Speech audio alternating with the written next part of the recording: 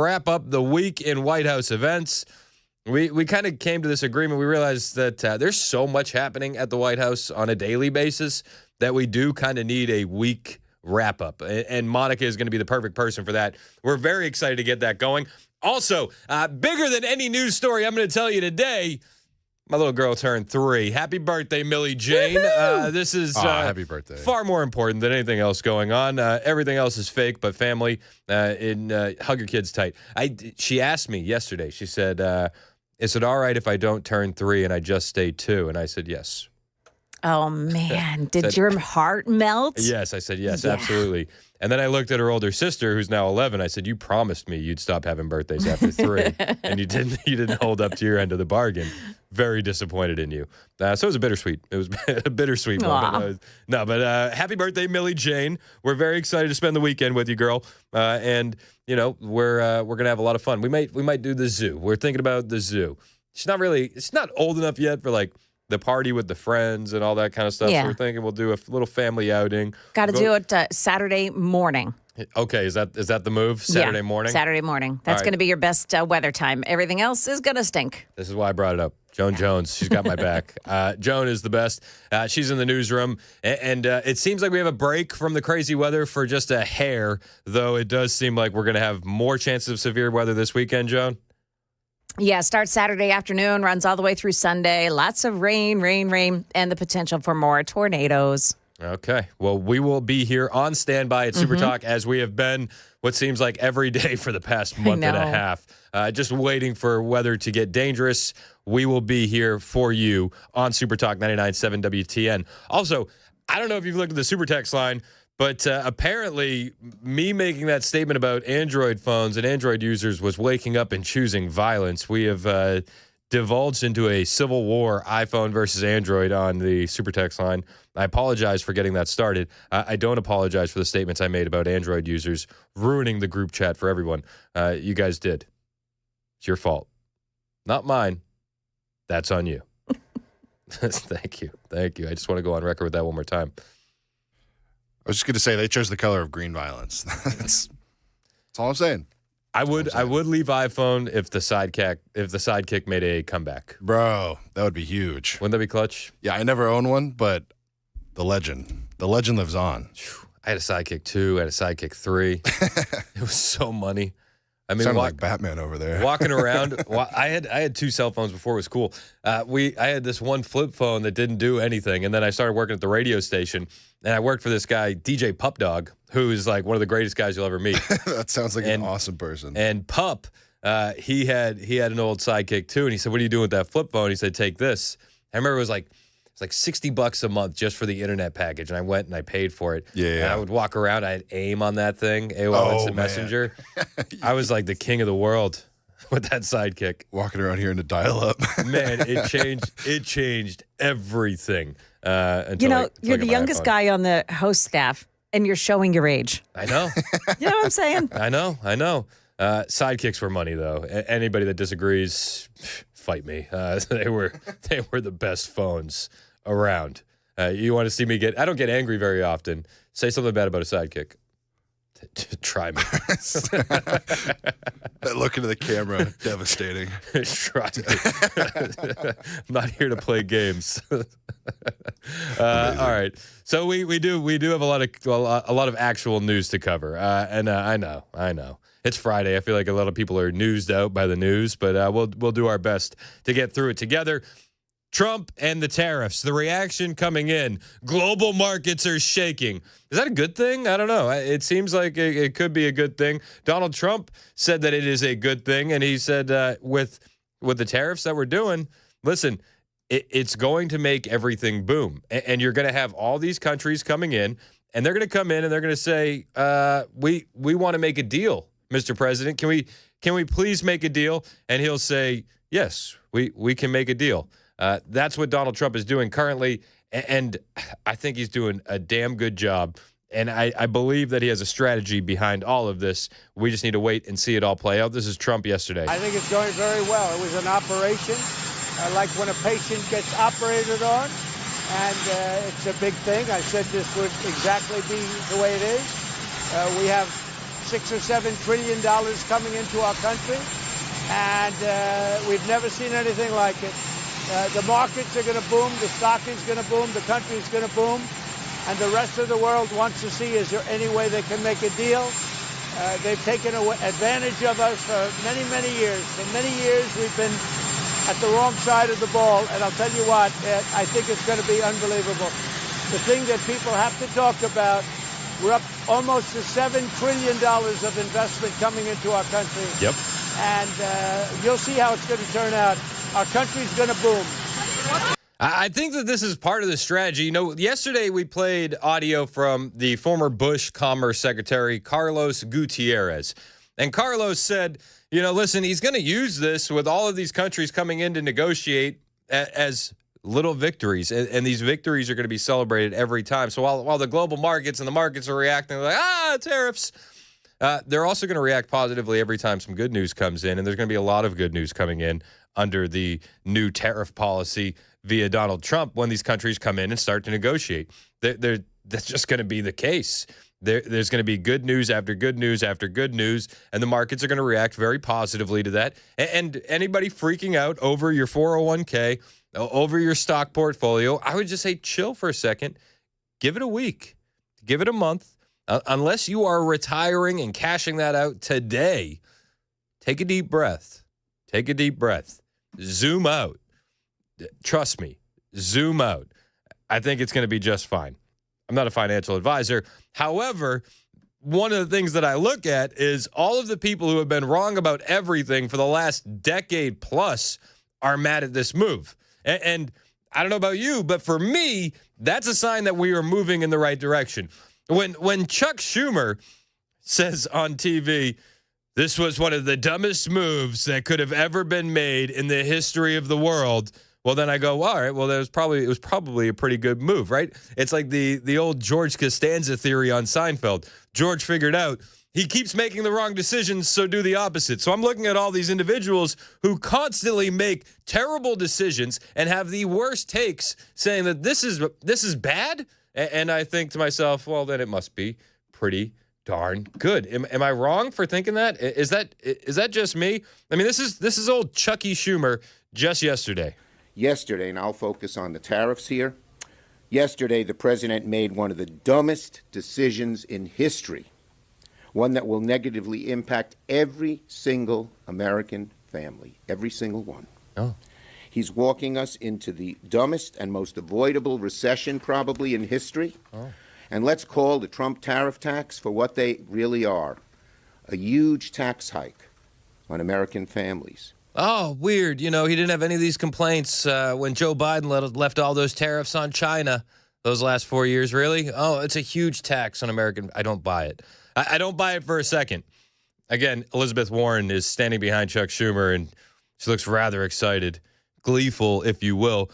What these individuals are actively doing are rooting for a recession. They're rooting for the economy to tank, so that way they can say, see, orange man bad. I don't think it's going to work that way. What have these people been right about? What have they been right about? Are we just going to think that just now, magically, all of a sudden today, they're correct? I don't tend to think so. When you look at the individuals that are coping and seething when it comes to Donald Trump and the tariffs, and then you realize they've lied to you about every other thing that's happened for decades, well, then maybe we are moving in the right direction. And not just any tax hike. J.P. Morgan called it, quote, the equivalent to the largest tax increase in since 1968.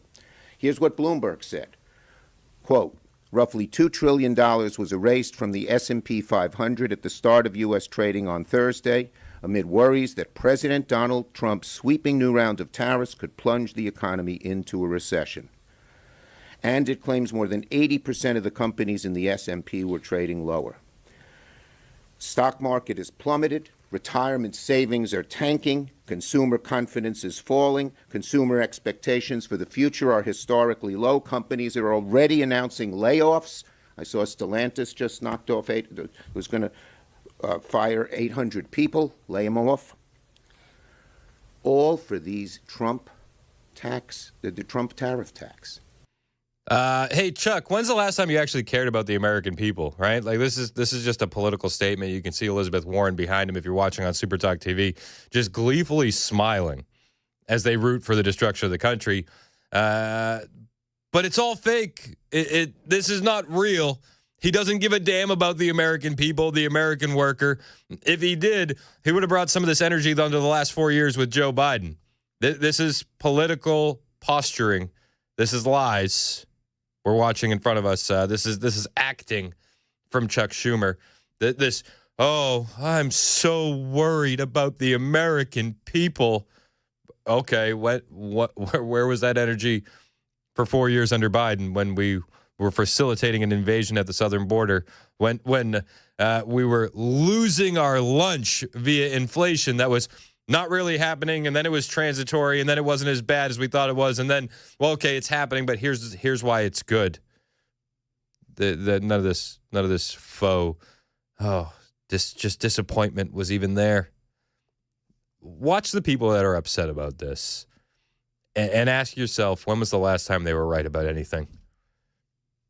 I feel like this is the easiest litmus test to take. Are we doing the right thing? Yesterday was such a dark day for America and the American worker, says Chucky Schumer, who doesn't give a damn about you or your family. But let's believe him now. Let's believe him now. What about guys like Jim Cramer?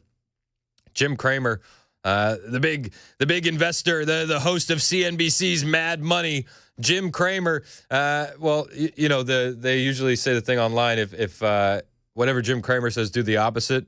Okay. That's been a meme for years, mind you, when it comes to Jim Cramer. Let's check in on Jim. Let's see how he thinks about Trump and the tariff announcement. On car, you go 10 on a car. But I went deep on the numbers today, and the numbers did not make any sense. And I was actually. I was doing like bananas in Vietnam. You did Cramerica. Well, I just said, it's one of these things where if I'm doing 100 billion and you're letting me do 10 billion and I'm letting you do 100 billion, there was a way to be able to make it work. But the numbers that they did, and they had this ridiculous. That was the chart that they had with the mathematical equation. Are you kidding me? How about just like it looked like an Einstein. I know. How about the fact that it was just wrong? Yeah. And what bothered me, Aaron, was that they really did over and over again. The president said, "Listen, it's going to be reciprocal. So you do it, we do it, and that was going to be so good." And I really believed in it. And I feel like a sucker tonight. I feel like a sucker tonight. He never believed in it for a minute. Honestly. And my favorite thing is when you really dig into his statements, he doesn't say anything. Oh, the chart, could you believe that? It was wrong. Okay, well, why, Jim? What was wrong about it? I don't have time for that. I don't know. We'll move on. Jim Cramer. Oh, so disappointed. So underwhelmed. When was the last time Jim Cramer was right about anything? Anybody know? Jim Cramer uses an Android phone. There, I said it. I said it. And then, on top of all this, jobs report numbers came out, and they were devastated. Wait, no, they weren't. They weren't devastated. I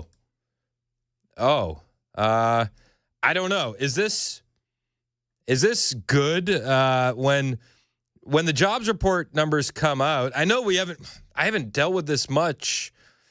But when they come out and it's a bigger number than what they expected, that's good, right? It hasn't, I don't know. I'm still trying to figure out this new Trump era. Under Biden, they would come out and we would say that they were good and then we would revise them down. Under Trump, they're coming out and they're smashing expectations. I think that's good. This is a big March jobs report. Non-farm payrolls beats estimates. 228,000 jobs. That would be the strongest this year, and it would comp to 323,000 in D's of last year. Oh, smashing expectations of the job market. Wow. Donald Trump working to bring more manufacturing and jobs back to America. Wow. I think this is something that we're going to be able to get used to. Maybe it's just me. We'll dig into those jobs report numbers a little bit more when we get back on the other side. Plus, we'll talk about the Trump tariffs a little bit more. We'll get some more reaction from the Trump administration. Plus, we'll get some more meltdown from those losers on the left who have been wrong about everything for decades. Maybe we should believe them this time? Maybe? No. No? Yeah, it's probably better not to. 921 Super Talk 99.7 WTN.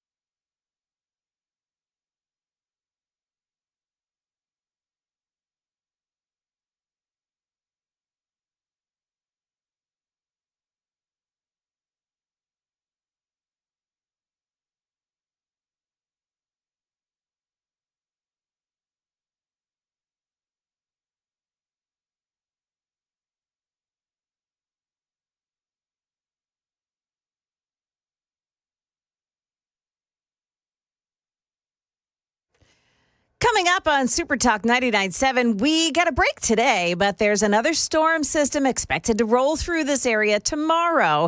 And if we can stand it, we're going to take a peek at the markets today. Those stories and more coming up at 9:30 on Super Talk 99.7 WTN. Thank you, Joan Jones. It's Chris Hand. The show is brought to you by Better Water LLC, water filtration systems, water softeners, betterwater.com. If you guys are looking at the text line, you'll see everybody weighing in on iPhone versus Android. I didn't mean to start this. I didn't mean to start it. People are calling iPhone users communists. People are calling Android users tech peasants. Oh, man. I know. I felt bad for Patty. Patty texted in, and Patty's just catching strays. She said, "Hey, Chris, I'm sorry. I have an Android. What should I do?" You got to trade that out, Patty. You got to trade that out. I got a text. Somebody said, 0001 said, "What about us still using a two-way pager?" That was from Jason. I think pagers are fine unless you've pissed off an Israeli. Other than that, I think you have nothing to worry about with a pager. If you happen to be pissing off Israelis, I would get rid of the pager personally. But people are saying liberals love iPhones, communists love iPhones, Android users are losers, Android users are the best. 0939 says, "Can't we all just get along?" No. No space for that. There is no space for that. The battle will rage, and I'm sure it's raging on the YouTube chat as well. Find us on YouTube. You can watch the show, Super Talk TV, Facebook, Twitter, Twitch, and YouTube. Hit like, hit subscribe. Nick says, "I have a BlackBerry. What about it?" I don't know what to say about you, Nick. You're not even allowed in. BlackBerry? I know. You're not even allowed in the fight. No. You take a seat, Nick. Take a seat. The adults are talking. All right, sorry. I don't mean to get distracted. I could do this all day, and I'm sure people would want to call in and get really upset about it. But the jobs numbers came out, crushed expectations. 228,000 jobs added in March. Trump economy defies critics. That's the headline from Breitbart. Employers in the United States added 228,000 workers to their payrolls in March, the Department of Labor said today. The unemployment rate inched up a little bit to 4.2%, but economists had only been expecting 140,000 jobs to be added. So to say that they smashed expectations is completely an understatement. What Trump is doing is working, yet the leftists and the media are coping and seething today because of the tariffs. We'll talk about that a little bit more when we get back. It's 9:30 on Super Talk 99.7 WTN.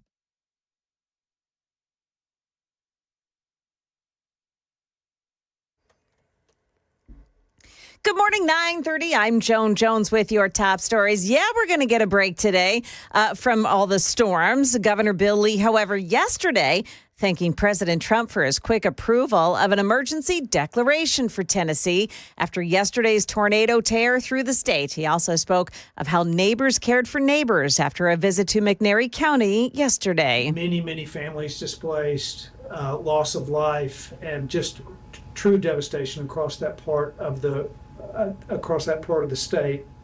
But we also saw heroic efforts from Tennesseans. First of all, from volunteers, from neighbors, Tennesseans doing the thing that Tennesseans do in times of real crisis. 5 people were killed in Tennessee, all in the western portion of the state.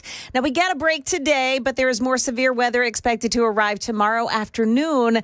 The forecast coming up right after the news, so stick around for that. Emergency crews worked an accident scene for hours in the Gulch before sunrise this morning, where 2 cars collided in front of Del Frisco's Grill at 12th and Demonbreun Streets.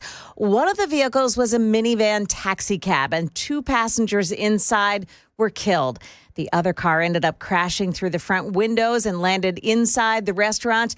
Both drivers were hospitalized. There's new information about a murder at a Texas track meet in which a 17-year-old track star and straight-A student was stabbed in the heart by another teenager. Austin Metcalf was a student at Memorial High School in Frisco, Texas. Carmelo Anthony attends crosstown rival Centennial High. Witnesses say Anthony was sitting under Memorial's tent in the stadium stands and that when Metcalf told him he had to leave, Metcalf was stabbed to death.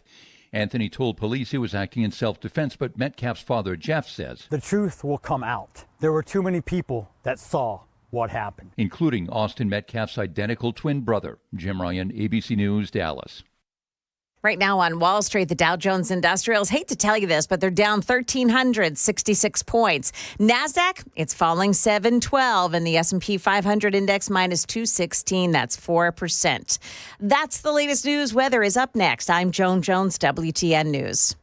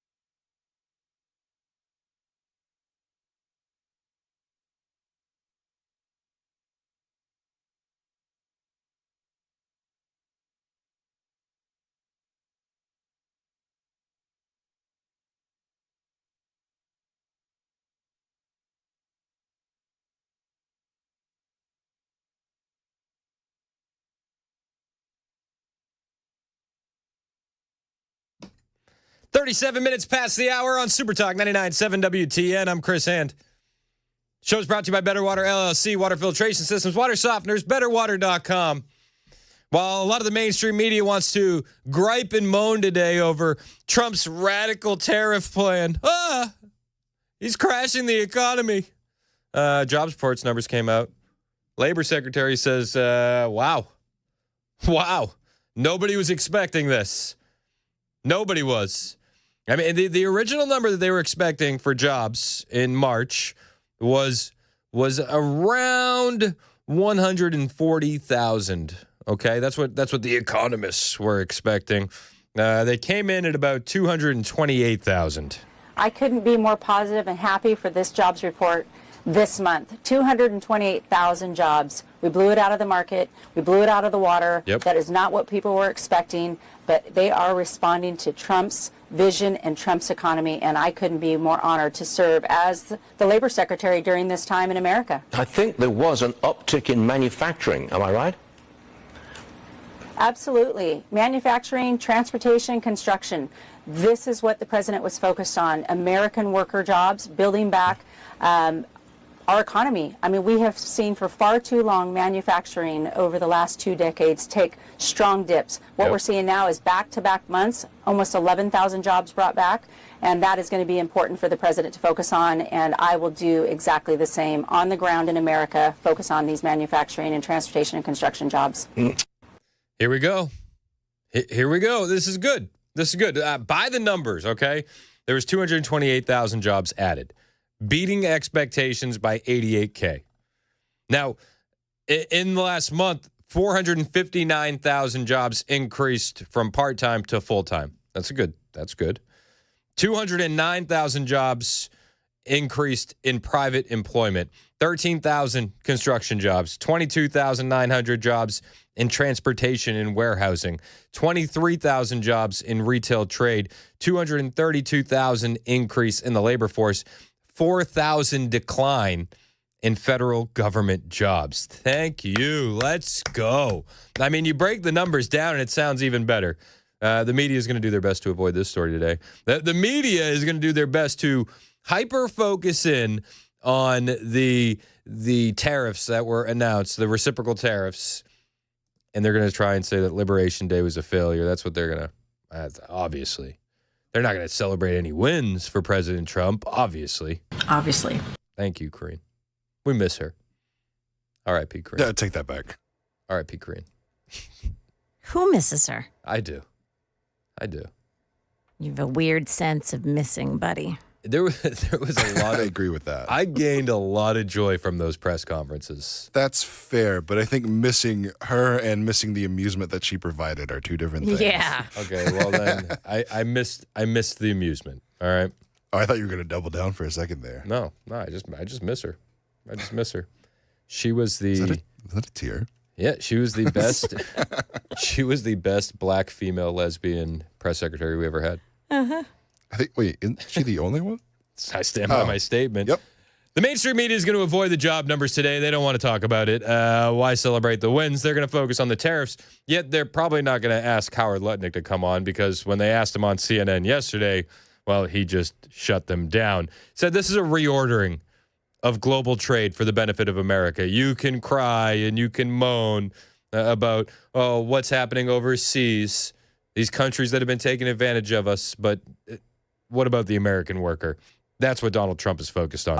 Let Donald Trump fix the American economy. Let him cook. When the first Let time the we man did cook. tariffs, we did see prices rise on products that were tariffed. That's according to Goldman Sachs compared to non-tariff products. We had the lowest inflation ever. The manufacturing sector went into a mild recession in the fall of 2019. What gives you so much certainty? And by the way, this is more aggressive and the economy is in a different place with inflation and consumer sentiment. What gives you so much certainty that this is going to work and that this isn't going to hurt the everyday American? The largest tariff and trade barrier country in the world is China. And they don't have inflation. So these things don't occur the way people suggest they do. This is a reordering of global trade for the benefit of America. These people have all been living in our house. They've been driving our car. They come by and visit, open our fridge, and eat our food whenever they want. They've taken advantage of us. Today was the day of the beginning of saying, I'm sorry, you can't just live for free off of us. You have to pay. And what's going to happen is the United States of America will get stronger. Our economy will grow much, much faster than the rest of the world. All right, right? If you were hold on going one to second. We say have to get where a break we're in. going, We're not going anywhere because we're going to continue where we're this going is conversation. our markets are going to be up. And I understand that it's tough for the global markets, but our market, you should be betting on Donald Trump and the United States market. We are going to do much, much better. Okay. That's my favorite part of the entire clip right there at the end. Well, bet on our market. If you want to have success, bet on America. Thank you. Thank you. Oh, but this is going to hurt. This is going to hurt America. Tariffs are a tax on the American people. He says the way it's been explained to you is wrong. You don't know what you're talking about in the nicest way possible. That's Howard Lutnick. That's our Commerce Secretary. Meanwhile, on the other side of the aisle, you have Democrats flipping out. Tim Walz. Tim Walz was on. This was MSNBC. I don't think Tim Walz gets an invite on CNN. Just between you and I don't think they want him. No. But MSNBC, they'll take him. And he's on MSNBC. And he's like, oh my gosh, will somebody think of Canada? This is literally what this is his talking point. Oh, there's buyer's remorse. There's buyer's remorse. Nobody signed up for this. This is what Tim Walz said. It's an outrageous affront to folks who share our values on democracy, and for him to mock them and to say this about Canada, that they're nasty people. I don't. The thing I think that starts to have to set in, and I would argue that what happened in Wisconsin is that there's buyer's remorse on this, and nobody signed up for this. Nobody signed up to insult the Canadians. I actually did sign up to insult the Canadians. This is what I voted for. Actually, insulting Canada. Top of the list. Top three. It was top three. That's what I'm talking about. Hey? Nobody signed up to insult Canada. This is what they got. This is their argument. Ooh. A lot of people signed up to insult Canada. Spoiler alert. I don't even have to sign up. I'll just do it. America's hat. A bunch of bums. Listen, this is negotiating. I think even people like the governor of Minnesota, don't you know? I think he understands what's going on here. I think he's just lying. I think everybody understands, even on the left, what these tariffs are about. It's a starting place. It's a negotiation tactic. And Donald Trump said yesterday, he has already had every country in the world calling him after the tariff announcement. And you know what they're doing? They're playing let's make a deal. Isn't that amazing? Oh, this is not going to work the way Donald Trump says it's going to work. Oh, by the way, Donald Trump said every world leader has been calling him to make a deal. And those tariffs have come in, and every country's called us. That's the beauty of what we do, the driver's seat. If we would have asked some of these countries, most of these countries, to do us a favor, they would have said no. Now they'll do anything for us. Do you hear that? He said they're calling to negotiate now. After these were announced, had we asked these countries for a favor, they would have said no. With friends like these, who needs enemies, right? Now they're all calling and they want to make a deal. Oh, I guess you might be able to say it's working. But the global markets. Okay. Let's see how they react when we start making new trade deals with all of these nations. And we announce good news after good news after good news after good news. When we keep getting jobs reports numbers like we got today. Let's see how this economy looks in a month, 2 months, 3 months. Let's take a collective deep breath. There are larger things at play here. And Donald Trump is already seeing the benefit when he has world leaders calling him, trying to negotiate. But we have tariffs, they've been set, and it's going to make our country very rich. But are you open to deals with these countries if they're calling you? Well, it depends. If somebody said that we're going to give you something that's so phenomenal, as long as they're giving us something that's good. For instance, with TikTok as an example, we have a situation with TikTok where China will probably say, we'll approve a deal, but will you do something on the tariff? The tariffs give us great power to negotiate. Always have. I've used them very well in the first administration, as you saw, but now we're taking it to a whole new level because it's a worldwide situation. Yep, amen. We're going next level. We're going Super Saiyan. I'm here for it. Donald Trump, let's go. Sign me up. Sign me up. I voted for this. We're taking it to a whole new level because they're going to they're going to be pushing for overtime hours. We were waiting to confirm this directly with General Motors, and now we have. And you tell me if this is already a sign that things are happening in President Trump's favor. A General Motors spokesperson is now confirming there was a webcast to employees a short time ago. GM will be making operational adjustments at its Fort Wayne assembly, including hiring temporary employees to support current manufacturing and business needs. We continuously update and revise production schedules as part of our standard process of evaluating and aligning to manage vehicle inventory. This after initially Reuters was reporting on that webcast that they're going to be adding overtime hours for their employees, and they're going to be increasing the production of their light duty trucks. Is that good? Is that bad? I think it's good. I think it's good. I think this is what we're looking for, right? We've seen since NAFTA all these manufacturing jobs leaving America, and that was bad. It destroyed Middle America, destroyed the Rust Belt, destroyed small towns all over Ohio and Indiana and Michigan, destroyed them in Pittsburgh and in Pennsylvania. Those jobs are ramping up and coming back. That's a good thing. That is literally what the campaign promised and now what the administration is delivering. America first. America first. America first. JD Vance is on Fox News. And JD, I can't say this enough. Every time I hear this guy talk, it's like Vance 2028, man. Vance 2028. He was talking about those factories leaving because of NAFTA. He was talking about the jobs, the millions of jobs lost in America, and what that meant for Middle America. And he actually, you can hear it in his voice, you can see it in his face if you're watching on Super Talk TV, because we have the video along with the audio. You can see how irritated he is that he even has to defend trying to bring these jobs back to America. But we care the most about American workers and about American small businesses, and they're the ones who are really going to benefit from these policies. Think about how many factories we've seen close down. Since NAFTA in the early 90s, 90,000 American factories have been closed down. That's small towns that have been blighted. That's millions of workers who have lost their jobs. That has to stop. And that's your wheelhouse. President Trump, that is my wheelhouse. That's I where grew you're up in a from. town where you had 10,000 great American steel workers, and my town was one of the lucky ones. Now probably has 1,500 steel workers in that factory because you had economic policies that rewarded shipping our jobs to China instead of investing in American workers. And that's what President Trump, he ran on changing it, he promised he would change it, and now he has. And I think Americans are going to reap the benefits. I do too. I'm here for it. And if you look at these jobs numbers that are coming out today, it seems like the benefits are already rolling in. But the stock market, give it a month. Give it a month. It's 9:51. Super Talk, 99.7 WTN.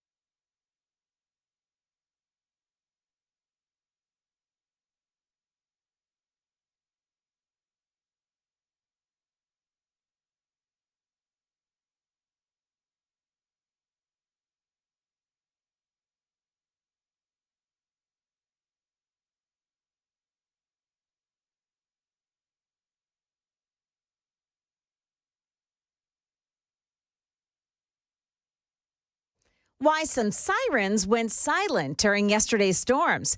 And if you've got plans for the weekend, we've got the best time for you to get out and enjoy them. Those stories coming up at 10 o'clock on Super Talk 99.7 WTN.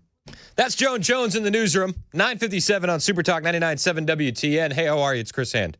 Show's brought to you by Better Water LLC, water filtration systems, water softeners. You get those at betterwater.com. Really excited. So we're going to be starting a weekly thing with my friend Monica Paige, who is a White House reporter for Frontlines with Turning Point. And she's going to be jumping on the air and online with us, broadcasting live from the White House North Lawn. So if you're watching on Super Talk TV, you'll be able to see the beautiful White House behind her. And she's going to be joining us every week to recap the past week in the White House. And when we were talking about it, I said, how do we do this? You know, I want to do something weekly. And then we just arrived at this. It's like you drink through a fire hose when it comes to what's been happening at the White House lately. It is insane trying to keep up with it. Like just for starters, I mean, we have not covered a lot of what happened at the White House this week. I mean, well, we've also had the unfortunate addition of severe weather in Middle Tennessee, so that's thrown a monkey wrench into things. But we had federal health workers laid off. I haven't even talked about Fauci's wife getting fired. She was still working for HHS. Yeah, she got fired. We didn't talk about the diplomatic push in Saudi Arabia. We didn't talk about the new podcast row that's come to the White House and more. So there's going to be lots of things that we'll be able to break down with Monica weekly on Fridays that we just haven't found the time to get to.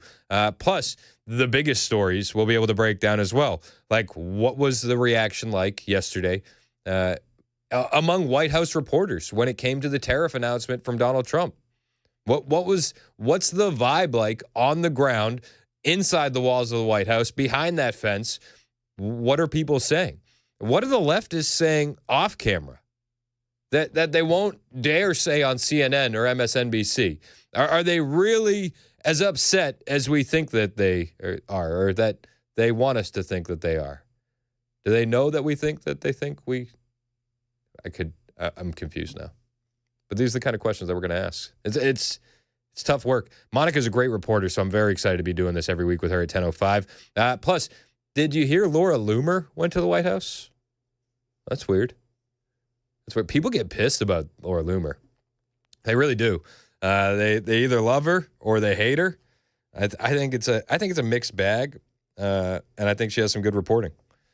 We'll talk about what Laura Loomer was doing at the White House, and we'll ask Monica Paige about it as well. We'll do that next on Super Talk 99.7 WTN.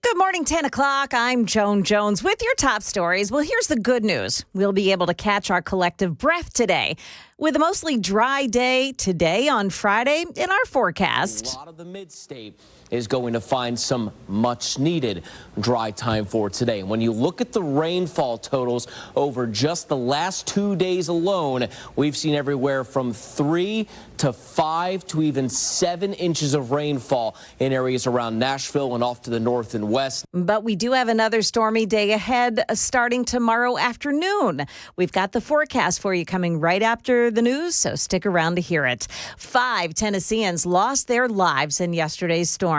And Governor Bill Lee visited McNairy County yesterday before speaking out about the response. Fortunately, this forecast materialized days in advance, and we were able to declare a state of emergency yesterday in advance of the storm reaching here. And I want to thank President Trump for, in response to that, his swift approval of our federal emergency declaration that was declared by the president. Now, at the height of the storm yesterday, some of the sirens in Davidson County went silent. The sirens sounded so much that it actually drained their batteries and they stopped working.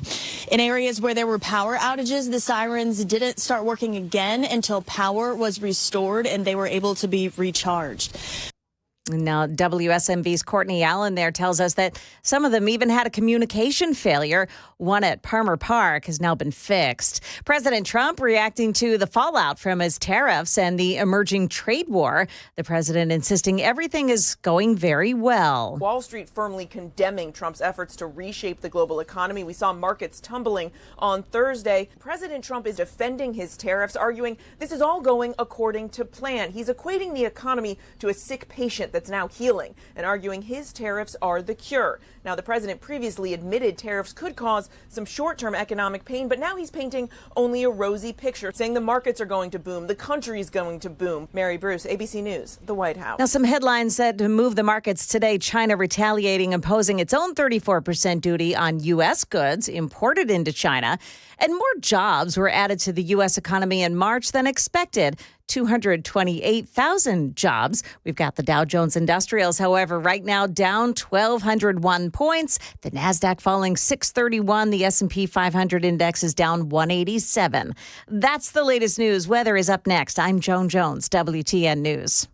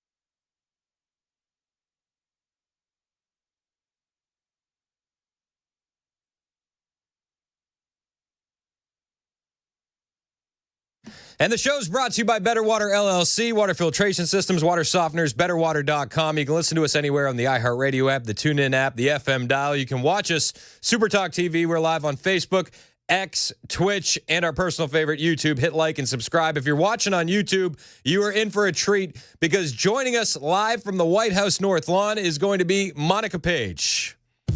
Live from the North Lawn of the White House, it's Beyond the Fence with Monica Paige. I told you I was going to make you an intro, wow. Monica. That's impressive, Chris. I love it. I said we got to do it, and so we got a little dead presidents behind it. I don't know. I don't know if you're into that kind of stuff, but I am, so we'll do it. You've had a busy week. You've had a busy week at the White House. Oh yeah, every week is so busy. I mean, from tariffs to these new jobs numbers. I mean, it's been crazy here at the White House. You should have seen what it was like the past 2 days. Not only yesterday, but the day before, Liberation Day as well. It was packed with foreign press, and it just makes everything so much more difficult. Whether you want to be in the briefing room, you want to be in the Rose Garden for these big announcements, you want to see President Trump departing off the South Lawn. The foreign press is just everywhere. Today, as you can see, it's pretty dead, which is a stark contrast to what we've been seeing all week. But nonetheless, another majorly busy week here at the White House. Yeah, do you guys kind of look forward to it when Trump heads to the winter White House in Mar-a-Lago? It's like, okay, we can kind of get some stuff done around here for a little bit. Yeah, especially errands on the weekend. A lot of things we want to take care of during the week, we can finally take care of on the weekends, but then the weekends are never long enough, as you probably know, Chris. No, and I just saw your reporting from this morning. It could be a bit of a dicey weekend in D.C. They've put up barricades around the White House, and they're bracing for protests. What's the latest on that? Yeah, let's talk about that. I mean, this Saturday, tomorrow actually, is called the Hands Off 2025 protest. There's going to be thousands of people descending on the National Mall. Will probably end up being right here outside the White House, which is why they have this riot fencing up. This is nothing new from the left. I mean, they're going to be protesting President Trump and his agenda. They're going to be protesting Elon Musk, saying that, Elon Musk has been looting the government and killing off jobs and taking all of our money. And Elon Musk is a Nazi. And let's go protest Tesla as well while we're at it. So we're going to see a lot of protesters outside the White House right now. It's been quiet, but the riot fencing is up. I'm going to be there tomorrow, just covering it as a reporter on the ground there, kind of trying to go undercover so nobody really sees me, just trying to talk to people and ask, why are you here? Why are you so upset? And we'll see, what they look like when they turn out. I mean, usually they have these crazy looking signs. So it's definitely going to be interesting, but it's not only here in DC, it's also going to be nationally across the country. Okay, well, we'll be looking forward to your updates from that. You can find Monica on X at Monica Paige TV, so there'll be updates all weekend long. But if they're going to be complaining about the jobs that Elon is destroying, I mean, are you going to bring up the jobs report numbers that came out this morning? Yeah, I mean, massive gains in the job sector, especially in the manufacturing, trade, warehousing, and even in the health sector as well. About 228,000 new jobs. That's up almost 100,000 from February, and 155,000 private sector jobs, which is very exciting. But I mean, I don't know why these protesters are so upset. I mean, but we also know that the biggest loser of the week or the month, and last month as well, the month before, was federal workers, because they are down another 6,000 jobs compared to February's 11,000 losses in the federal job sector. But this is exactly the work that DOGE said that they would be doing, and the work that President Trump has been trying to do. I mean, we understand that during the Biden administration, he implemented and really inflated a lot of those jobs numbers. So we saw massive job gains, but in the federal workers section. So that's the taxpayer dime. That's a lot of money. So now we're seeing this deflation of these federal workers, and that's big.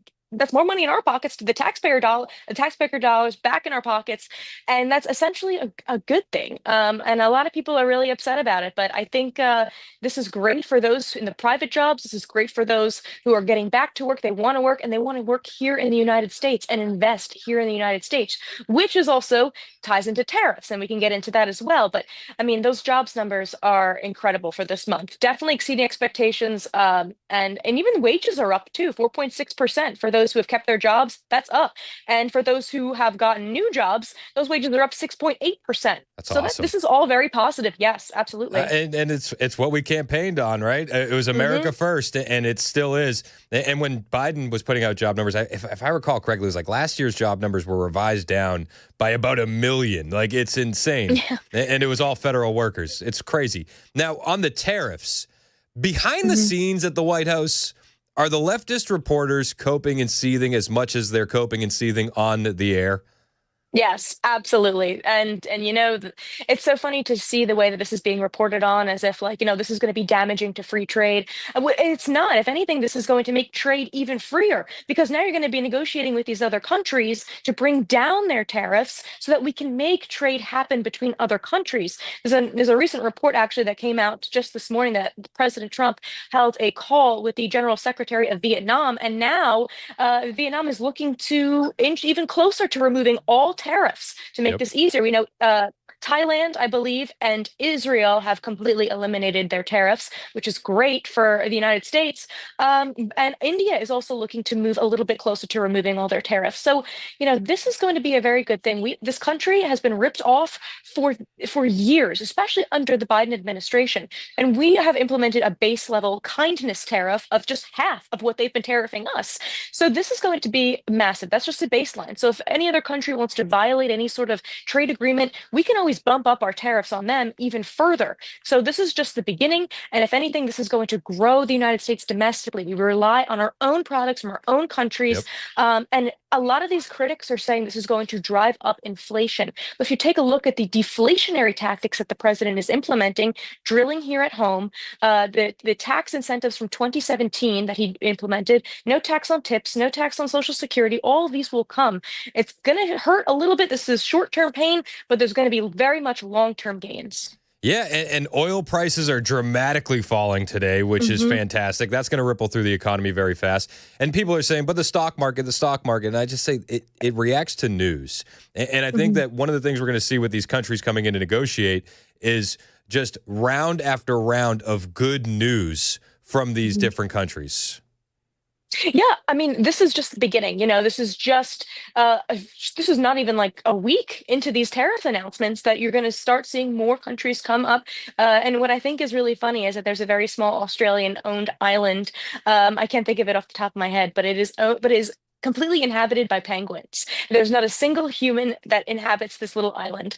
And the reason why President Trump is tariffing 10% on that country is because in case any other companies don't want to come to ours and invest in our country, they say, oh, I don't want to deal with President Trump. I want to go to this island that doesn't have any people on it, only penguins, and start my company there. President Trump is ahead of the game and is tariffing that country in case anybody tries to go there. So he is really just taking one step forward.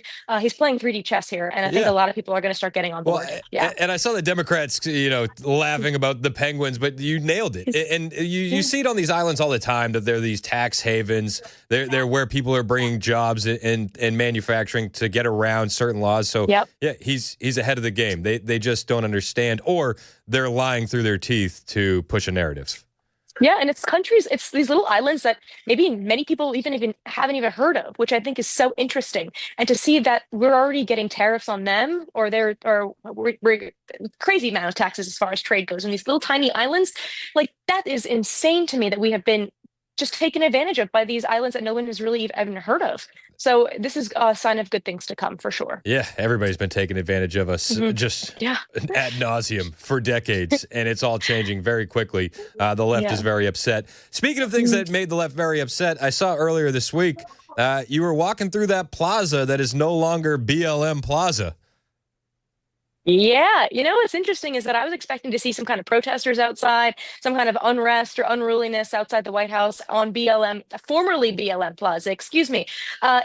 It's a sign of hope. It's definitely a sign of change. And I think what's interesting is that the legislation that was brought forward to DC Mayor Muriel Bowser is either you can get rid of this or you can kiss your funding goodbye. And she bent the knee. She says, you know what, you're right. And, this comes from a string of calls from the the Trump administration saying, hey, you got to get rid of this because it's not doing anything for safety. You got this giant mural in the middle of the street here that nobody's paying attention to. Nobody even looks at it or cares for it. What are we doing with this? And they have finally decided to dismantle it. It's completely paved over. It looks absolutely beautiful now. And it's just a matter of what they're going to rename it to. I mean, there's rumors that it could be called Patriot Plaza. There's rumors that it could be called Liberty Plaza. I think we'll find out very soon. I think this White House will be working with DC Mayor Bowser on a possible renaming and what it could turn into. Let's go. I'm here for it. We're talking with Monica Paige. She is the White House reporter for Turning Point USA's Frontlines division, and she is live from the White House North Lawn. If you're watching us on Super Talk TV, you'll see Monica. A lot of stories happening this week, a lot of things happening very quickly, as it always does at the White House. One thing that a lot of people may have missed was the announcement of Podcast Row. What do you know about Podcast Row? Yeah, Podcast Row was a great opportunity here and a wonderful event here at the White House that took place in one of the special rooms here at the White House where podcasters, if you have your own show on Rumble, YouTube, you can come here and speak exclusively to Trump administrators and staffers and cabinet members, which is so different from the last administration. I mean, the last administration, you would try to even talk to somebody from the press office, and they wouldn't even give you the time of day, no matter what side of the aisle you were on, which was very interesting. But to see different kinds of podcasters here, whether they're based in different states, it doesn't matter if you are a middle of the road podcaster, a little bit more right leaning, even left leaning, they welcome all new voices here. And this comes shortly after the White House also hosted an event where local news outlets in small cities or towns throughout the entire country were actually invited here, and they held the event in the Rose Garden where they can speak exclusively to Trump cabinet members. So you're speaking to Scott Bessent, you're speaking to Howard Lutnick, you're speaking to, Linda McMahon exclusively one-on-one, face-to-face, and you're just learning about what this administration is going to do for the American people. And if that doesn't say transparency, I don't know what does. So this is one of many events, I'm assuming, that's going to be happening and taking place here at the White House over the next 4 years. I'm assuming they'll have it again and again, given that, we're not even 3 months in and we're already seeing, members of local media outlets and podcasters come here to the White House. It's a huge opportunity. Now, you had some experience with the previous administration and dealing with Karine Jean-Pierre. How much has the experience changed over the last couple months? Chris, it's been a complete 180 and in the best way possible. I mean, being here as kind of like an outsider common sense voice up against, these mainstream media personalities and so-called journalists, it was really, really difficult. I would be in the press briefing. I'd try to go to every single one. I've been here at the White House since July 2023. So I was here the whole month of August, where, if I remember correctly, that whole month of August 2023, Karine Jean-Pierre only held about 6 press briefings that month, which was a stark difference from what we're seeing. We're seeing maybe once or twice a week now here in this current administration. But she wouldn't call on people past the 4th row of seats. The press briefing seats go 7 by 7, so there's 49 seats. And back in the last administration, there would be plenty of room to stand. Now in this administration, you'd be lucky if you get a little sliver of carpet to even stand on. But back then, there were open seats. There was plenty of room to stand. I would never get called on. So I said, okay, if I'm not going to get called on, then I'm going to submit my question via email or by handwritten note. So I would send my emails to the lower staff, Karine Jean-Pierre's assistant, Karine Jean-Pierre personally, and no one got back to me ever. So I decided to go up to the upper press area where Karine Jean-Pierre has her office, and I asked for a meeting with her, and she never wanted to meet with me. She was always too busy. And I went up there a couple times. I'd say a small handful of times, maybe 4 or 5 times. We never got any answers. I remember, actually, it's funny that you mentioned this. I just got reminded of this. The weekend that Joe Biden said that he was going to drop out of the race, so there was rumors that he was going to drop out, excuse me. I emailed the White House and I said, hey, just wondering, I'm seeing this all over social media. Is Joe Biden going to drop out of the race?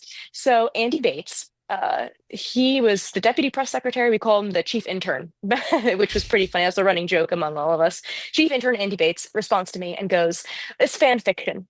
That's all he said. It's fan fiction. Joe Biden drops out within 24 hours the next day.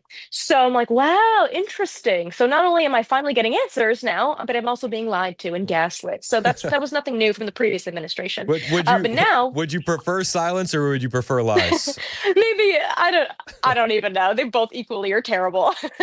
But now you go to the back press office, even the lower press, where all the very friendly, press staffers are back there, and you're asking a simple question. Hey, can I learn more about what Trump's tax plans are? Hey, I'm very interested to know about these tariffs. Can you provide a handout for us? And they are so quick. They are so on it. They're so quick to print stuff out for us and different kind of resources for us to just relate to and attribute to when we're doing our reports. So it's been very helpful. I'm getting called on. I've gotten called on maybe 3 or 4 times so far since this administration has been installed, and it's just been a very positive experience. I can't say better things. I mean, this outrage that you're seeing from the mainstream media about having less access and this press corps being oppressed is total lies, because we were oppressed. We were the oppressed ones in the last administration. Yeah, well, hey, every time you get called on, I feel like a personal sense of joy. I'm like, that's my girl. Let's go. Yes. Monica Paige is live from the White House North Lawn. Monica, how can we find you? How can we keep up with you? I understand we are going to have protests over the weekend in D.C. You're going to be covering that very closely. Where can we keep up with you online? Yep. Thank you so much, Chris. You can follow me on X and Instagram at Monica Paige TV. There's a couple of bots pretending to be me. Do not follow them. I am the only verified one. And that's so you can stay tuned to all my coverage this weekend and from the White House Daily. Monica Paige, she's going to be joining the show every Friday at 10:05. We're very, very excited to have you kind of locked into this spot, Monica. And we really appreciate you taking the time live from the White House to join us. Thanks so much, Chris. Anytime. Hey, that's Monica Paige at Monica Paige TV on X. Be following her all weekend long for coverage of those protests. It's 10:21 on Super Talk 99.7 WTN.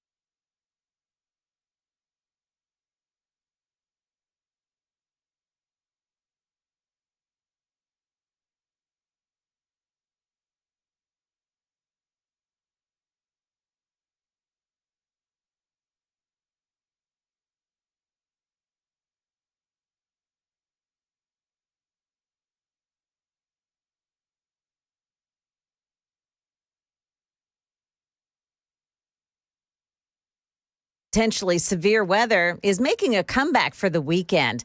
We've got that coming up here at 10:30 on Super Talk 99.7 WTN. Thank you, Joan Jones. 10:25 on Super Talk 99.7 WTN. Hey, how are you? It's Chris Hand. I just want to give my producer Mason a shout out real quick for getting our friend Monica Paige on the video stream live from the North Lawn of the White House. Happy to help. Mason's just raising the bar around here. Shout out to Mason. If you keep getting this praise, I'm going to get too used to it. And then you're going to have to knock me down a peg. I will. Don't worry. We'll get there. I have some notes. Okay, good. I saw you jotting in there. I was wondering. But, this has got to change. This was awful. Never do that again. And again, shout out to Monica Paige at Monica Paige TV on X. Follow her. Let her know that coming on WTN is worth it. Give her a follow. She's going to be covering protests that are happening in D.C. this weekend. I hope Monica has a bodyguard. She's all 5'4" of Monica Paige. Oh wow. But she's tough. She may be small, but she's mighty. Follow Monica at Monica Paige TV. She's going to join the show every Friday at 10:05. Let's go. To wrap up the previous week at the White House. I think it's going to be a cool little segment. Definitely looks good on Super Talk TV, man, with the White House in the background. Dude. On video. Being able to see the White House in the back is so cool. It's very cool. It's so cool. Very cool. Thank you again to Monica Paige. Good friend of the show. Better person. All the interview stuff aside, like she's just a good person. So follow at Monica Paige TV. I know her personally, and I'm here for it. I didn't ask her about Laura Loomer, which I'm kicking myself about. But did you hear about this? I heard little rumors. So here's how the leftist media is spinning it. Okay, ready for this? 9/11 denier, school shooting supporter. School shooting denier. Laura Loomer meets with Donald Trump in the White House. What? Oh, no. Then your collective leftists around the world go, what? Oh my gosh, did you hear? He's meeting with a Nazi. Oh, no. Don't tell anybody she's Jewish. Laura Loomer met with Trump in the Oval Office. This is according to the New York Times. She pressed for him to fire National Security Council staff members who she deemed disloyal to him, according to 7 people with knowledge of the events. Well, listen, you can say a lot of things about Laura Loomer. Does she like attention? Is she a bit unhinged? I think you could make the argument. I don't know her personally. I know people that do, and they always say that you can say whatever you want about Laura, but her reporting tends to be pretty solid. And I've highlighted some of her reporting on this show before as well. It rubs some people the wrong way, but some of the reporting is really good. And it's just, those are the breaks, man. If you have good reporting, it's good reporting no matter who's delivering the message. If the message is true and accurate, don't shoot the messenger. And Donald Trump was asked about Laura Loomer meeting him at the White House, and this is what he had to say yesterday while he was on Air Force One, and he's being questioned by reporters like, how could you do this? How could you have that 9/11 truther in the White House? And it's like, the 9/11 stuff, bruh, come on. Like, this is not fringe counterculture anymore. Like, a majority of Americans question the official story behind 9/11. So calling somebody a 9/11 truther doesn't hold the same weight it once did. It's not as much of this blasphemous thing as it once was back in the day. It's just not. Hey, take it for what you will, but it's not this smear that it once was.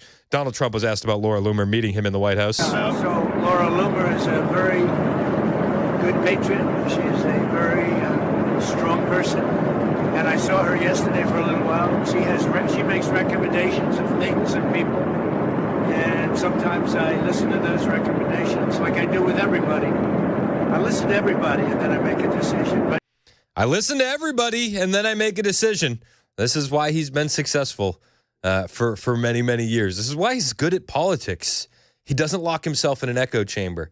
We'll talk more about this meeting between Trump and Loomer when we get back after the news. 10:30, Super Talk 99.7 WTN.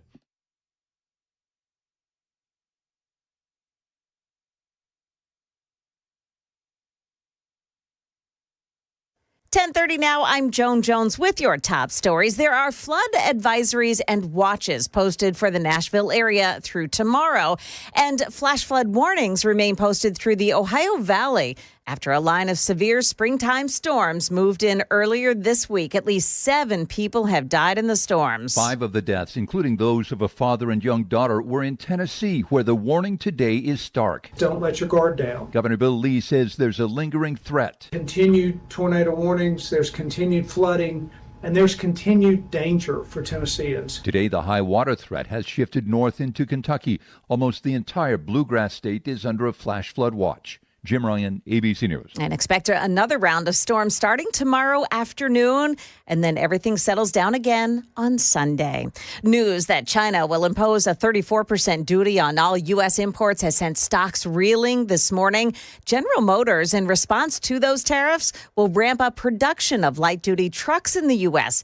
In a message to employees, GM said it'll hire temporary employees and add more overtime for current employees to support supply needs. This comes as ABC's Trevor Ault tells us another car maker is scaling back. 25% tariffs on imported cars and parts. Stellantis, the maker of Jeep, Chrysler, and Ram, announcing they're pausing production at some plants in Canada and Mexico, and also temporarily laying off 900 workers in Indiana and Michigan. That is the latest news. We've got weather up next. I'm Joan Jones, WTN News.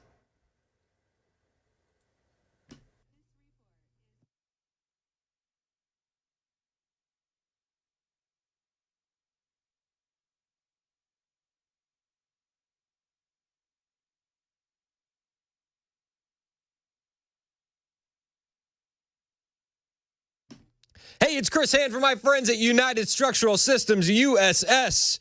Do you know why you need USS? Well, if you know you have a problem after these past few days of rain, that's why you need USS. You see, if water's getting into your crawl space and into your basement, you know about it by now. I mean, we've had so much rainfall in the past few days, it would be hard to miss. Currently, the warning signs, if we only get a little bit of rain, we're talking about wet basement walls, cracks in your floorboards, that kind of stuff. Those are red flags. Those are obvious red flags. I think after the rain we've gotten, the warning sign today would be, I don't know, a pond in your crawl space or basement. And if you find yourself with a floating body of water in your home, it's time to call United Structural Systems. These guys are your experts in waterproofing. They've been doing it since 1994. They have 30,000 satisfied residential customers, and they get those customers satisfied by not sending a sales guy to the house who has a quota. They send an expert who has no problem telling you if it's a small fix and has no problem breaking down the issues if it needs to be something bigger. They'll create a custom solution for your home.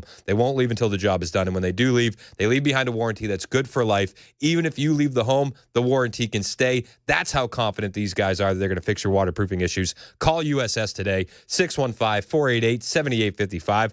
That's 615-488-7855. And they're online too, USSTN.com.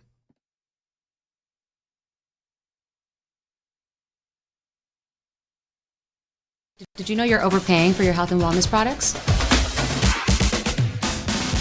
With over 20 company-owned brands offering its members vitamins, supplements, wellness, and skincare products, you're able to save up to 70% off retail. Members Nutrition can't change your life, but we can change the way you live.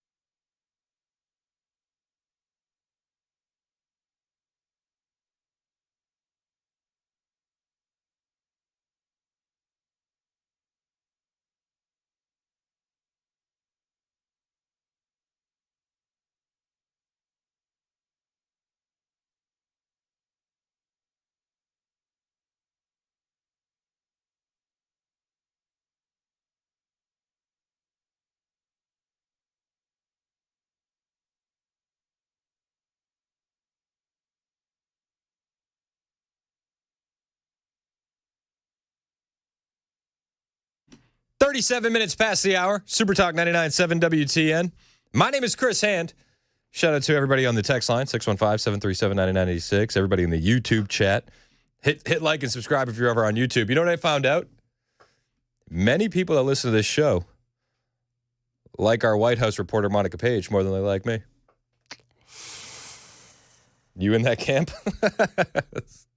I'm fine with it. I get it. She's going to be joining us every Friday at 10:05. Shout out to Monica Paige at Monica Paige TV. A lot of people like that interview. A lot of people upset that Trump had Laura Loomer in the office. I don't understand why people get upset. She's a 9/11 truther. It's like, okay, so it's like everybody I grew up with. So like I mean, listen, like real talk, like we're in that age group where we question the official narrative on pretty much everything. Oh yeah, because didn't the last administration do Oh yeah, they lied to us a lot. Yeah, they lied to us a lot. Weird. The weapons of mass destruction in Iraq. What was that? I think that was a lie. Oh, weird. Weird. COVID coming from pangolin soup. Was that the truth or was that? Yeah. Oh, weird. I don't know. I just, some people get mad about the 9/11. Like, I don't believe the official story, and it's like that's just everybody I grew up with. Yeah. Is that the majority of the people that you know? 100%. Yeah. I was like, to be honest, what I hold true to that situation is that it was a terrible day. My uncle was there as one of the firefighters that helped with the situation. Really? Yeah, he wasn't on first day response. He was on the later teams helping with recovery, putting out some of those fires, and finding people. I had, and my aunt Joyce, one of her cousins was on the flight that left Logan. Oh, wow. And hit one of the towers. Wow. So, I mean, all up and down the East Coast, we had, there's many people in Tennessee that have similar stories. But, yeah, like, you can say it was a terrible day and then say, I'm not sure if the government's telling us the truth about it. Yeah. Like, both can be true. Do I think it was a planned situation? No. Yeah, I don't think George Bush was paying terrorists to do it. No. But when you start looking at historical events in the context of maybe letting something happen to justify something else, maybe, I don't know. It's at least the conversation doesn't make me upset. I think is more what I'm trying to get at. Like, I don't know. Nobody knows. There are conspiracy theories throughout everything. Yeah.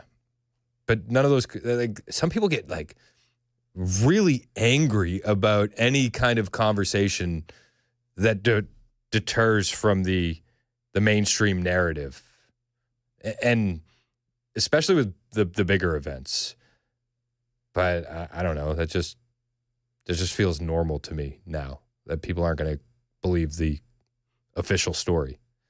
So I say all that to say the mainstream media is flipping out about Laura Loomer being in this meeting with Donald Trump.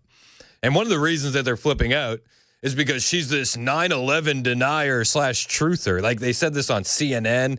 They said it on MSNBC. They said it on Jen Psaki's show. Like, 3 people heard that. And then they just keep repeating it over and over. And I'm just like, this is just another example of the mainstream media losing the plot and like not understanding where their audience is, right? Like, I think a majority of Americans question that story on some level, like somewhere along the lines. They have an issue with the official story. You can splinter that off into a million different directions. Hologram planes. I don't believe that one, but I feel like that's well poisoning personally. But there are people out there that go full hologram planes. But even that, like, no, I don't get upset about your hologram plane theory. Like, that doesn't make me lose my mind. It makes some people lose their mind. And those people that lose their mind are like, how could you have this 9/11 truther, this loose change documentary watching, this Osama bin Laden was a CIA asset talking loser in the White House? And Trump said, well, she's a patriot. So Laura Loomer is a very good patriot. She's a very strong person. And I saw her yesterday for a little while. She makes recommendations of things and people. And sometimes I listen to those recommendations like I do with everybody. I listen to everybody and then I make a decision. But I saw her yesterday. She was at the ceremony, and she'll always have something to say, usually very constructive. What did she recommend? She recommended certain people for jobs. Adding to the administration, not adding. Who did she not recommend? firing? Well, she'll recommend that too. But yesterday she recommended some people for jobs. I love adding, not firing, because that's the story. The story is that she recommended that too. It's good. I'm here for it. I'm here for it. Trump says Laura Loomer is a very good patriot. Laura Loomer, the official story is that she met with Trump in the Oval Office and that she suggested some members of the national security team be let go. Now, there's some reporting that I saw, especially one of her reports, the national security deputy. I haven't heard if he was fired or not, but listen, taking the meeting doesn't mean anything. People being fired after the meeting, again, also doesn't mean anything. We don't have specific names that Laura Loomer suggested. She is taking credit for some of these people being fired, but the way the mainstream media is reacting is just, it's something special. Over on CNN, they did the normal, assassinate her character, call her a trash person, all those things. But then they were like, who gave her the meeting with Donald Trump? How did she get in the White House? Now, the president told reporters that Laura Loomer did not instruct him or tell him to fire anyone. That is not what our reporting shows. She actually made the case for getting rid of multiple people, including Mike Waltz's deputy, who is still there. He has not been fired as of what we heard just a few hours ago. But for people who don't know who Laura Loomer is, she is this far-right activist. She spreads a lot of conspiracies. Oh, no. She once referenced that 9/11 was an inside job, and then Trump took her to the 9/11 memorial. But she obviously has a lot of influence with the president himself. She was a huge ally of his, a very vicious online defender of his during the campaign, and has clearly been still trying to seek that access now that he's more walled off because he's in the White House.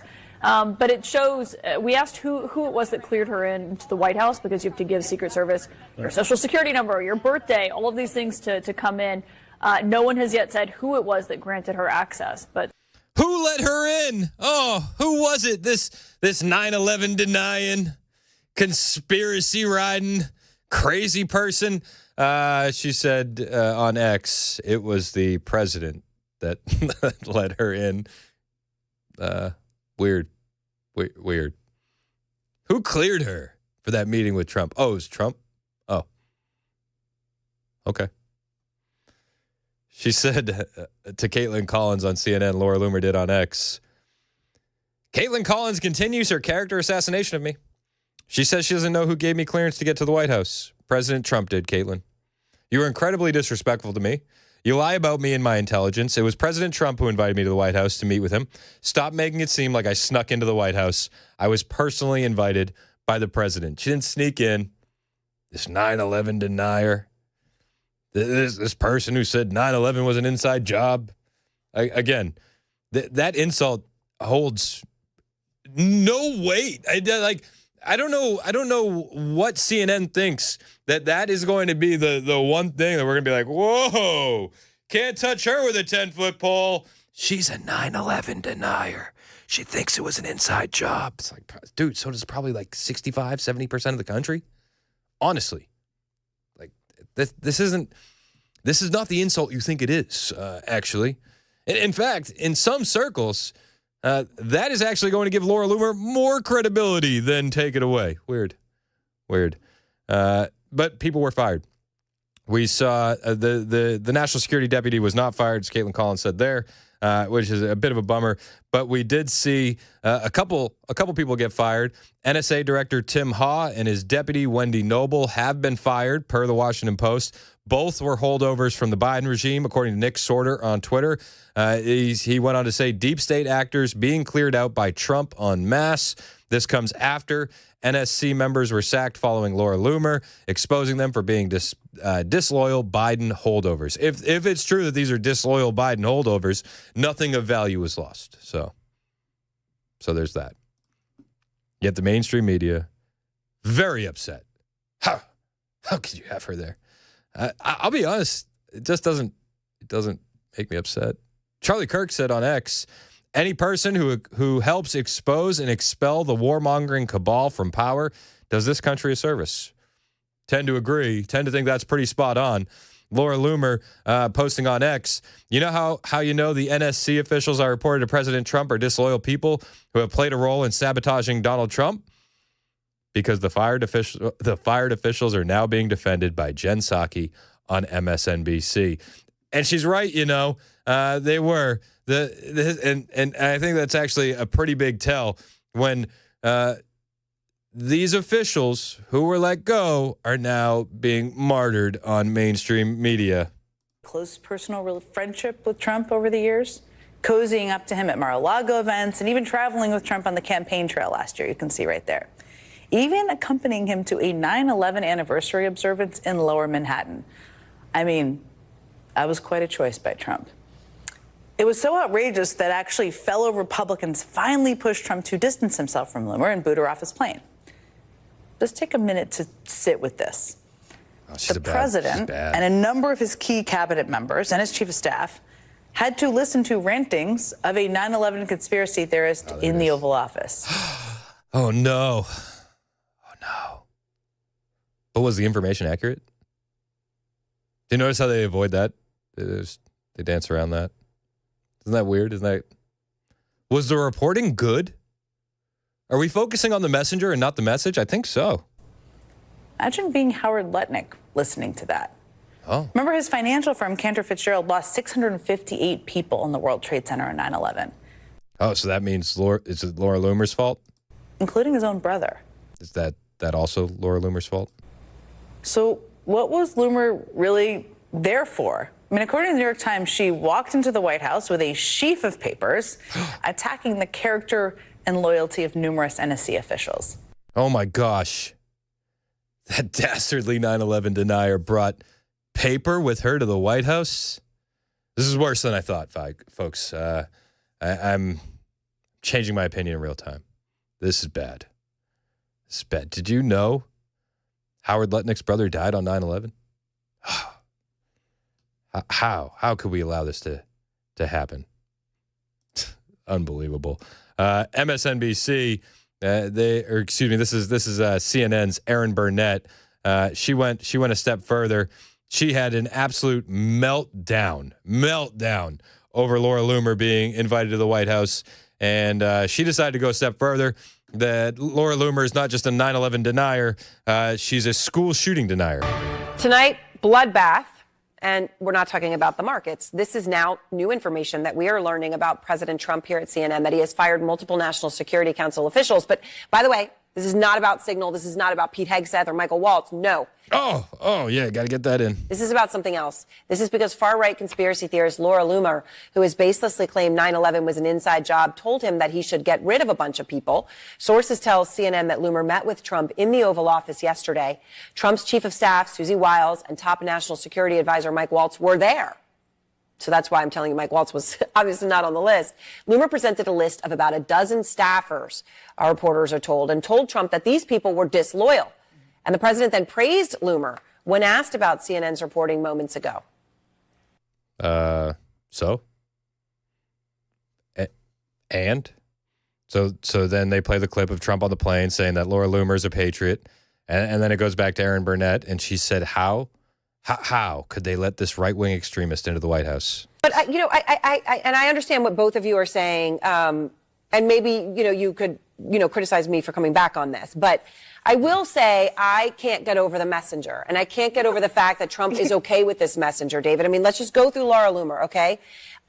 She suggested 9/11 was an inside job. She has questioned whether school shootings are real. Except that's a lie. I'm again. You're focused on the messenger. You're not focused on the message, and then you're botching your own message. Laura Loomer has never denied school shootings. In fact, she posted about Erin Burnett saying Erin Burnett lied about me on CNN tonight and said I'm a school shooting denier. My friend Andrew Pollack lost his daughter, Meadow, in the Parkland school shooting on Valentine's Day 2018. I was his biggest advocate when CNN was suggesting his daughter deserved to die because Andrew showed up to school the day she was shot wearing a Trump shirt, and he is a Second Amendment supporter. I made his story go national and connected him with members of the Trump administration to help him and his family. I never said school shootings are fake. People need to wake up and realize I am treated the way I am because I am effective and loyal. The media has assassinated my character for a decade. They lie about me because they fear me. We need to start calling out the media for their lies and defamation. I am demanding an immediate retraction from CNN and Aaron Burnett. Again, they are doing everything they can to trash her credibility so that way, hopefully, the reporting gets trashed in the process. But it sounds like Trump listened to the advice. People got a lot of things to say about Laura Loomer. They never have anything to say about what she's reporting on. Isn't that weird? It's 10:53 on Super Talk 99.7 WTN.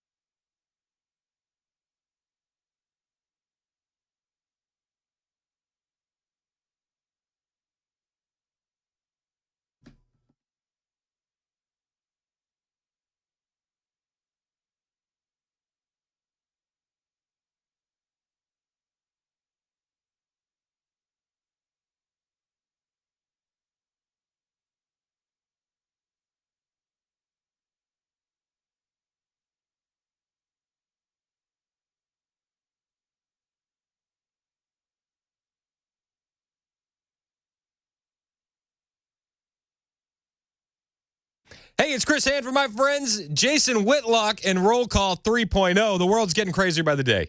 And if you're a man of faith, strength, conviction, Roll Call 3.0 in Nashville on May 2nd and 3rd, man, this is where you need to be. It's hosted by Jason Whitlock, featuring none other than Tucker Carlson. This isn't just another conference. This is going to be a battle cry. This is going to be a call for bold men to stand firm, speak truth, reclaim our culture, and it's going to be a wild weekend. Friday night kicks off at 3rd and Lindsay with VIP access to a Tucker and Whitlock conversation, plus live country music from Randy Houser, comedy from Steve Byrne. Then Saturday, they take the party over to Rocketown. You can get ready for a full day of powerful speakers like my pastor, Alan Jackson from World Outreach Church, Doug Wilson, Corey Brooks, live music from Damian Horn and the Duggar Band. And if you want VIP access, you want to meet Tucker Carlson, you want to get breakfast with Jason Whitlock, you can do it, but spots are limited. Tickets are starting at $99 and they will sell out. Lock in your seat now at fearlessrollcall.com. Be there, be bold, be fearless.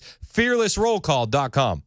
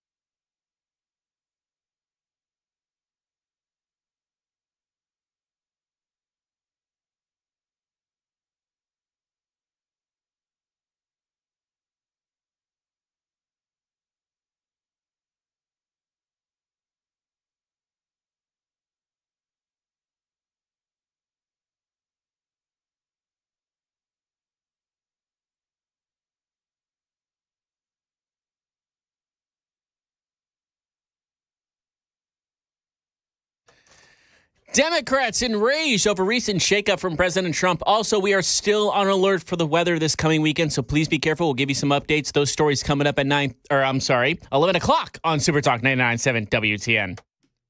I was going to ask if you took a nap in between the morning show, Jeff, and just now. But I'm on pure adrenaline now. That told me you did not. It's 9 o'clock. It's okay. It's okay. Time zones are hard. Time is hard. I'm not good with times. You know, when you get up at 3 a.m. 6 days a week, time means nothing. It doesn't. It's fake. What is that? Yeah, it sounds like an illusion to me. It's fake news. KGB's in the newsroom. I'm real news. The rest is fake. Mason's producing. My name is Chris Hand. The show is brought to you by Better Water LLC. Water filtration systems, water softeners, betterwater.com. We got a lot of stuff to cover. People are wondering who's the CNN source at the White House. I don't know. Probably one of those national security advisors that Laura Loomer was warning against. It's a rock. Yeah. It's just a rock in the front yard. Sources close. What do you have? Yep. Oh, yeah. Or it's a bird with a microphone. Hey. Don't trust those. Those are drones. I don't trust them at all. I never trust birds. Who does? My brother wanted a bird like as a pet growing up, and I was like, no, you can't. Birds aren't real. Thank Not you. real. Thank you. I think Welcome this is to the the show, first Jeff, time where we don't believe in birds. I think this is the first time. Are we the don't believe birds crew? I think we're the DBC. Yes, I am. I'll get T-shirts. Bro, I'll tattoo that across my forehead. All right, DBC. hey, I want to talk about what's happening on the border. I got some updates. Pam Bondi showed up on Fox News again. We'll talk about it when we get back. It's 11 o'clock on Super Talk 99.7 WTN.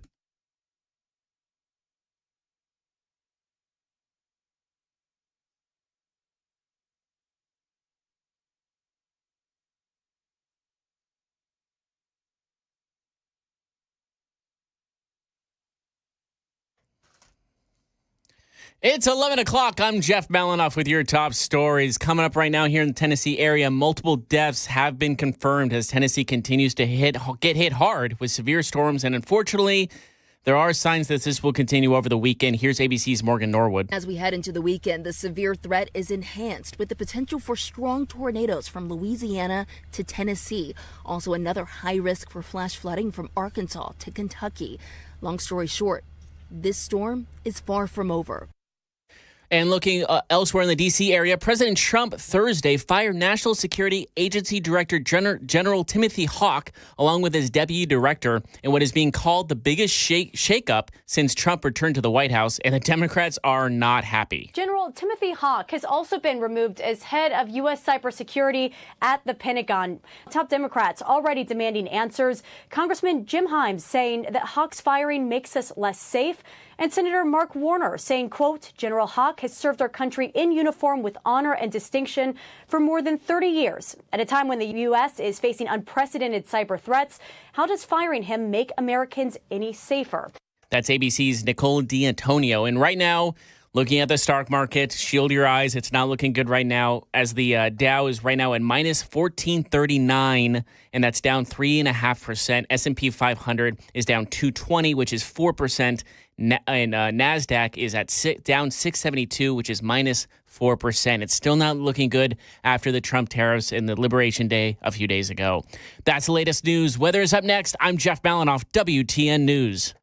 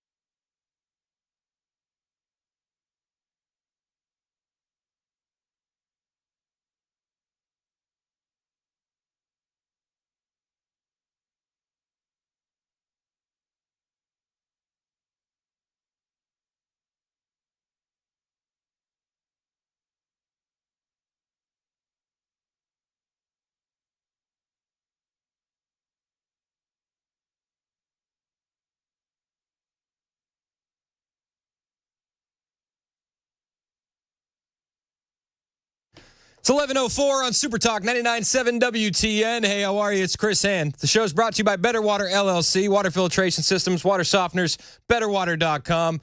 We've been talking a lot of news today. Biggest news story in my world, maybe not yours, but it's still pretty big. My youngest turns 3 years old today. Happy birthday, Millie Jane. Happy birthday. Happy birthday, Millie. She said to me last night, she said, Dad. I said, yes, Millie. I said, Dad. Tomorrow, can I just stay too? And I said, deal. And then I looked at her older sister and I said, you promised me when you were 3 you'd stop having birthdays. And, you dropped the ball on that one. But happy birthday, Millie. We love you, girl, and can't wait to celebrate with you when I get home. Now, JD Vance, he was talking about radical leftist judges and how infuriating it is to watch these guys step in and try to defend violent gang members who are now classified as terrorists. Some radical left judges have stepped in and said you're not allowed to deport MS-13 gang members. That's crazy. We think the Supreme Court's going to overrule it, and we're going to keep on fighting for the president's prerogative to enforce the law. Lord, you have to remember the number of people who came in here. The innocent American, girls like Jocelyn Nungray who lost their lives, Democrats never wept for them. Democrats never issued a congressional resolution of condemnation for their murder. Democrats didn't do anything to make it harder for violent thugs to come into our country and prey on innocent young women. What they're getting fired up about, what they're most angry about, is not that Jocelyn Nungray was murdered, but that the person who murdered her is getting shipped back home where they belong, not in the United States of America. I think it shows a disgraceful set of priorities from congressional Democrats. We're not going to let that stand in our way. We're going to keep on doing the American people's work. Thank you, Mr. Vice President. JD Vance 2028. Shout out to Vance for saying what we all understand. What the left has been doing has been nothing short of disgusting, and they never had the same energy for American citizens who were hurt by that wide open southern border via Joe Biden. They have a much bigger heart for the terrorists, the animals, the gangbangers, the human traffickers, the drug traffickers, the fentanyl peddlers. They have a much bigger heart for them than they do for American citizens. J.D. Vance is absolutely right. Where's the lie? You can't spot one because it's completely factual. Now, I've had the honor of meeting angel moms, and I had the honor of meeting Rachel Marin, who was a mother of 5 and was murdered by an illegal alien. I met her mother. I met Patty, and got to give Patty a hug. And when they tell you that time will make things better, time will heal this, that's not true. And when I met Patty, it was still written all over her face, the anguish, the grief, the loss of her daughter. And that's never going to go away. It's just not. And I can't help but think of Patty when I see these leftists and these progressives defending the monsters, the same monsters that took the life of her daughter, and acting like we owe them something. We don't. We owe them nothing. In fact, I think for some of these monsters, sending them to a prison in El Salvador, far too kind, far too gracious of the United States of America. Some of these individuals, I think, would chip her feet first, would be the proper route. I just don't think that we can get that passed into law, personally. Yet at the end there, JD says, we'll still persist. That's not going to slow us down. We're not going to say, oh, gosh darn it. You're right. Let's stop deporting these people. Let's stop the enforcement. Let's stop using the laws and the rules on the books. And let's just sit on our hands. Nobody in the administration is doing that whatsoever. And for that, we thank you. And you see it. You see it all over the news.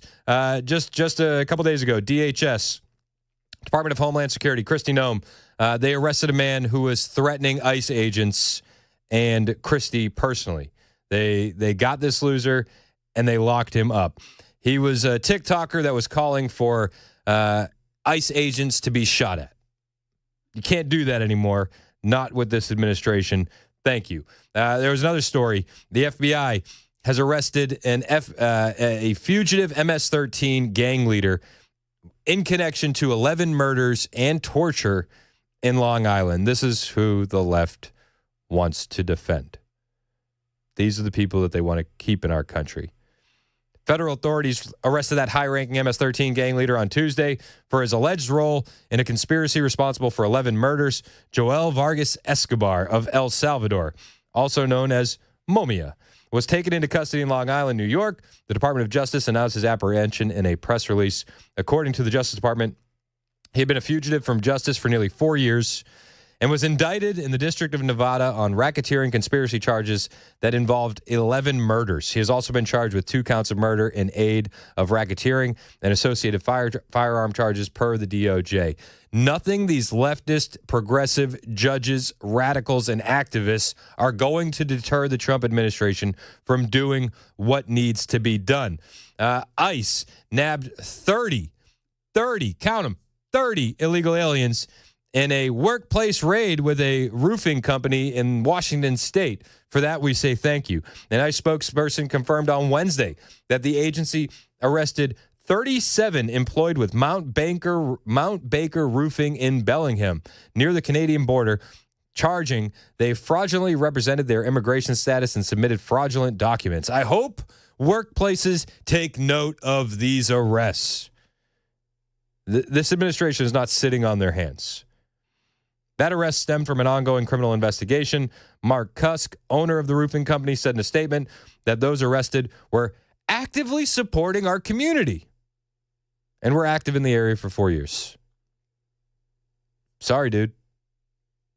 Sorry. Can't undercut American workers with cheap labor anymore. They were actively supporting the community, he says.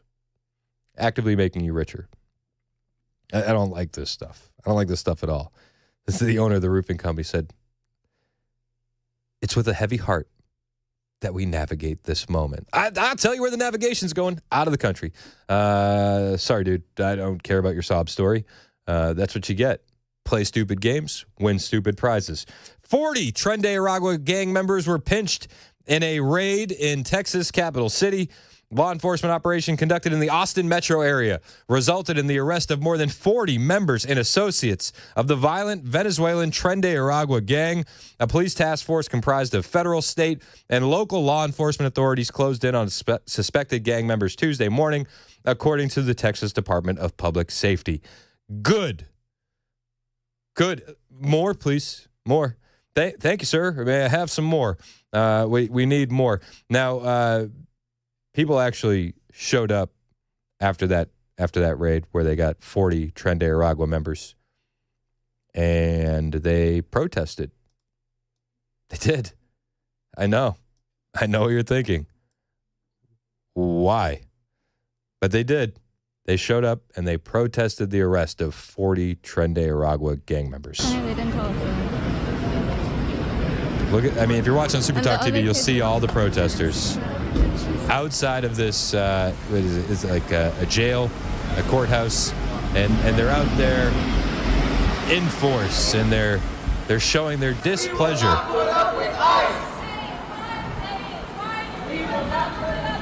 No hate, no ICE in our state. It's just no hate, no ICE in our state. Are you going to invite these violent Tren de Aragua gang members over for dinner anytime soon? Like, let's be real. Probably not. Yet they're defending and supporting violent gang members who they dabble in things like human trafficking and fentanyl dealing, and there's reports of them extorting other illegal aliens. And when the illegal aliens don't pay up, they tie up the women and they remove fingernails with pliers. These are good people, and they deserve our support, according to radical leftists in Austin, Texas. Again, the Trump administration will not be deterred. They're not going to slow down. I think they need to speed up. I think we need more numbers. And if we're being honest, 20 million illegal aliens coming into this country, an arrest of 40 Tren de Aragua gang members drop in the bucket. It's not what we need. We need a lot more than that, but we do need to celebrate the wins. Trump's ICE also captured a fugitive illegal alien accused of killing a 13-year-old girl. Will protesters show up and say that he doesn't deserve to be deported? Probably. I mean, probably. These people are insane. It's probably exactly what's going to happen. Last week, ICE arrested 46-year-old illegal alien Ramiro Guevara of Mexico, who had been wanted on 2 warrants and had a final deportation order. On September 12, 2014, 13-year-old Christia Odette's father dropped her off at a friend's house for a sleepover. About 30 minutes after dropping her off, Angel dad Chris Odette said he got a phone call that she had been in an accident. She had been run over by an illegal alien. Heartbreaking. Heartbreaking. People will defend this monster. Leftists will defend this monster. The leftists are doing everything they can to spin this and make it look like the Trump administration's evil. I mean, The Atlantic, after their failure of the Signalgate hoax and the failure of execution of making that a big story, they pushed another fake news story where they had an article saying a Maryland dad, they accidentally deported a dad. Think about the kids. They separated him from his family. Except that Maryland dad was a brutal and vicious member of MS-13. Yeah, this is the left. This is the current state of the left. Carolyn Levitt addressed that the other day at a press conference, that MS-13 member who was just a dad. It shouldn't have been deported. He was a violent gang member. Thanks for being here, Mark. Jeff. Just changing subjects for 1 second. The administration has expressed a complete confidence in how all the deportation flights to El Salvador were conducted. But now that the administration has conceded that there was an error of one Salvadoran national, will there be any reviews conducted? And does the president express any thoughts on the one error that was disclosed in court last night? Well, first of all, the error that you are referring to was a clerical error. It was an administrative error. The administration maintains the position that this individual who was deported to El Salvador and will not be returning to our country was a member of the brutal and vicious MS-13 gang. That is fact number 1. Fact number 2, we also have credible intelligence proving that this individual was involved in human trafficking. Oh, but facts are pesky things, right? He was a dad trying to support his family.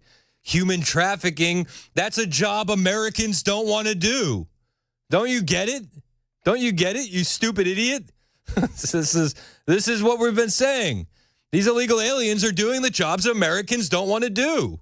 This is just a dad trying to provide for his family while peddling in gang activity and human trafficking. Jobs Americans don't want to do. In fact number 3, this individual was a member, actually a leader of the brutal MS-13 gang, which this president has designated as a foreign terrorist organization. Oh, come on with all the facts, Carolyn. The leftist media doesn't want to deal in facts, Carolyn. You should know that. You should understand that. They want to deal in smears and emotional propaganda. Come on, Carolyn.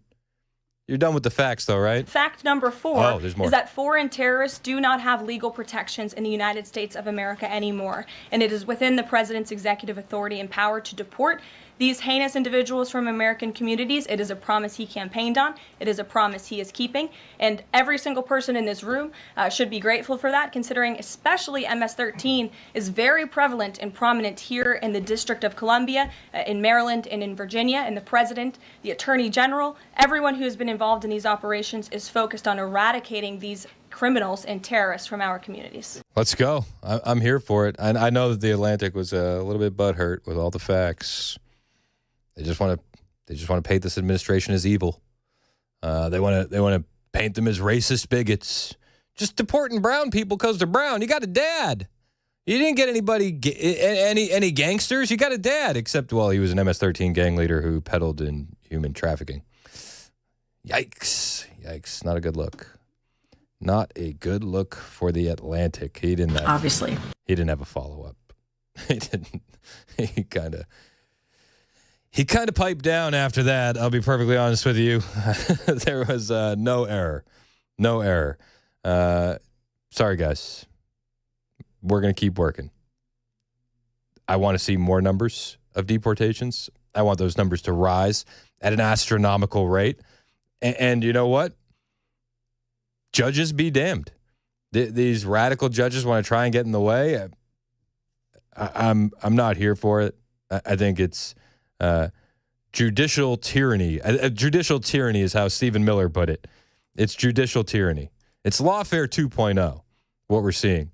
Nationwide injunctions from local judges. It's an absolute mess. Stephen Miller said, "This is what we mean by judicial tyranny. Biden mass imported illegals from Venezuela, including criminals, gave them welfare and Social Security numbers.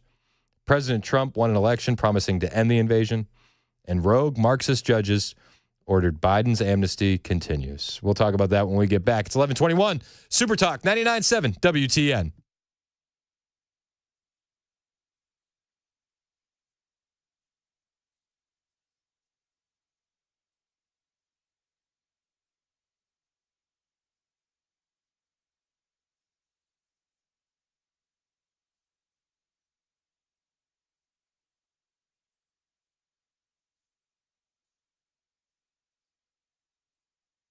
Hey, it's Chris Hand from my friends at the Glock Store. Big hype. One of my favorite days of the year, one of my favorite parties is coming back.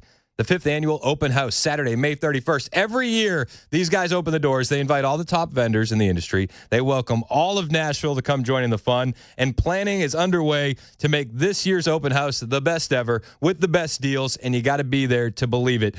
Just one great deal is going to be on Burrow bullets. Have you used Burrow bullets? They're made right in Murfreesboro. Awesome bullets. And their 9mm and .223 ammo is going to be at the lowest price ever. They'll have 50-round boxes, 250-round bullet bags, 1,000-round tac packs, and that come with a Burrow bullet ammo box. Again, all of this is going to be at the lowest price ever. The most important thing about being a safe, responsible gun owner is to train. You can't train without good ammo. That's why they got the deal on Burrow bullets. More details as the Glock Store's 5th annual Nashville open house gets closer. But for now, just save the date, Saturday, May 31st. Myself, Mandis, Murphy, the whole squad is going to be there for the Glock Store's 5th annual open house. Minutes from the airport, worth the drive from anywhere, especially on May 31st.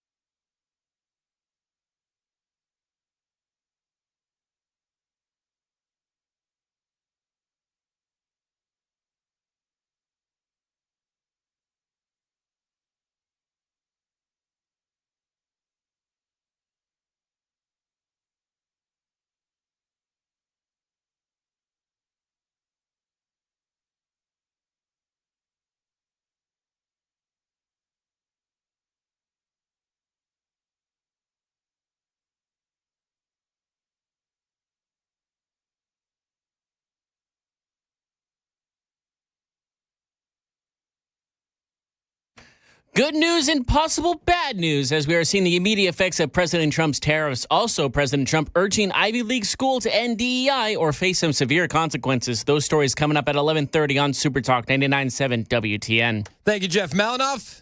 In the newsroom, Mason Fleming producing. My name is Chris Hand. The show is brought to you by Better Water LLC. Water filtration systems, water softeners. You can get them at betterwater.com. Love those guys. Patriots, great sponsor of the show. Support them. They support us. We got a lot to get to. You can listen anywhere on iHeartRadio, on TuneIn, on the 99.7 WTN app, on the FM dial. You can watch the show. That's available on Facebook, Twitter, Twitch, and our personal favorite, YouTube, where we ask you to like and subscribe. If we have inclement weather over the weekend, we are all on standby to break into syndicated programming, national programming with local coverage for you. And one of the things that we're going to be doing is we're going to be going live on the stream as well if we do break into that coverage. So that way we can get as many eyeballs on the coverage as possible. Now, if you want to subscribe for notifications, you can do that on YouTube. You can also do that on X. You click the little bell. Anytime we post, it'll get pushed straight to your phone. That's going to be important if it's 3 o'clock in the morning and inclement weather rolls through and it gets a little dangerous out there. You got your phone on loud. That notification will come through. Hopefully it wakes you up. Hopefully it helps you out, keeps you safe. Yeah, just hit that little noti bell. Is that what? Noti bell. That's Notification bell. Do you call it that or other people call it that? I hear it on other YouTube pages I follow, so I just thought I'd throw it out there. You listen to other things? They say noti bell? They say noti bell, bro. Fine, it's the bell. Make it ring. I don't know. I don't even want to call it the bell. I just can't believe he's listening to other shows besides ours. Hit the headless bell. Ooh, hit the headless bell. Noti bell sounds weird. Sounds like a little weird. Yeah, I'll step back. What YouTube channel says noti bell? Just some comic ones that I follow as well. We want names. Listen, it's little stuff to try and grab people's attention. It may be annoying, but it sticks in your head. That's why it's stuck in mine. I heard that what they say on the TikTok. I don't TikTok. On the TikTok? You've been wanting me to do TikTok. For the record, thought about it. Let the record show. If I ever get a TikTok page, it's Mason's fault. Yeah. And I said, what did I say to you yesterday? I said, if you want to do all of it, fine. Yeah, I'll do all the work for it. I mean, I'm just trying to reach people. But one of the things they say on TikTok, jeez, like 100 years old. One of the things they say on TikTok is say tap tap. No, tap. what? Yeah, they tell people to tap tap. That's like you double tap for a like. I mean, yeah, I get that. I don't think I've ever heard that. It was an Asian woman in the screenshot, so I don't know if that's a cultural difference. I don't know. Might be from the home country of TikTok. I'm not on the TikTok. TikTok. I don't want people to tap tap. However, if you want my kids to have anything other than bread and water and go to camp, you will need to like and subscribe. I'm just saying we're at 73 likes right now. It's pretty good. Need 17 more or 27 more. We passed the Amanda show. One of the only things that I've really done with the likes and stuff is I just want to beat Dan. Yeah. And full disclosure, Dan wants to make sure that he beats this show. Oh, every day. Every day. It's a nice little back and forth. It's like turned into this competition that neither of us speak to each other about. It's just known. We know it's happening behind the scenes. And I've even found creative ways to win. I'm like, well, Dan, you got a whole extra hour there. So divide your numbers by 4, divide my numbers by 3. I'm just saying, if we're ever behind, it's by like 5. We're doing pretty good, guys. I'm pretty proud of you. You guys got to step it up, though. Hit like, hit subscribe. We do appreciate it when you do. All right, so Stephen Miller, he is sick and tired of rogue judicial tyranny.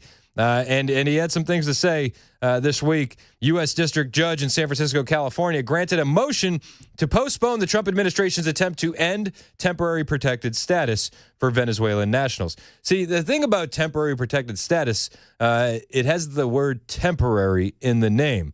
So the Trump administration was saying, okay, the temporary is no longer temporary. It's done. We're done. The temporary, we're going to highlight that part of it, and the temporary status is ending. It was temporary. And now you have rogue judges in San Francisco saying, no, you can't do that. Can't do that. and they're citing a lawsuit that was filed by, well, you guessed it, 7 Venezuelan nationals who claimed the decision to revoke their TPS status was racially biased. Even the illegal aliens are learning from the leftists now. If you get in trouble, just yell racism, and that will probably work. It's 11:30 on Super Talk 99.7 WTN.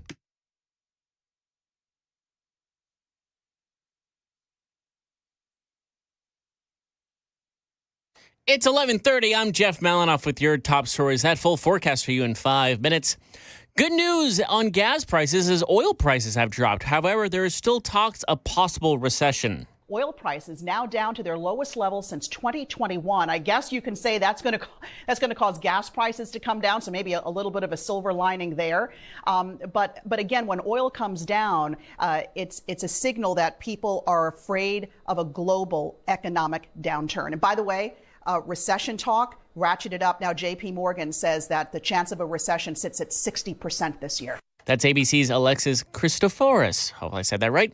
President Donald Trump is demanding Harvard to end its DEI program and cooperate with immigration police, or else some serious federal funding losing that. Here's ABC's Chuck Siverton. The list of administration demands follows Monday's announcement of a review of billions in federal aid, which account for about 10% of Harvard's revenue. Some of the money goes to contracts with preeminent research hospitals like Mass General Brigham and Boston's Children's Hospital. Harvard's president is pledging to work with federal officials. Trump officials announced civil rights investigations at dozens of colleges and universities, cutting research grants this week at Princeton and Columbia.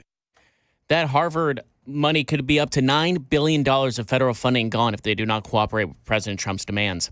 Weather update thanks to WSMV4. We should not expect heavy storms until midday on Saturday, but when we do, expect it to continue until Sunday morning. Heavy thunderstorms and lightning storms are projected and flash flooding, but this can change at any time, so be prepared out there for this weekend. That's the latest news. Weather is next. I'm Jeff Malinoff, WTN News.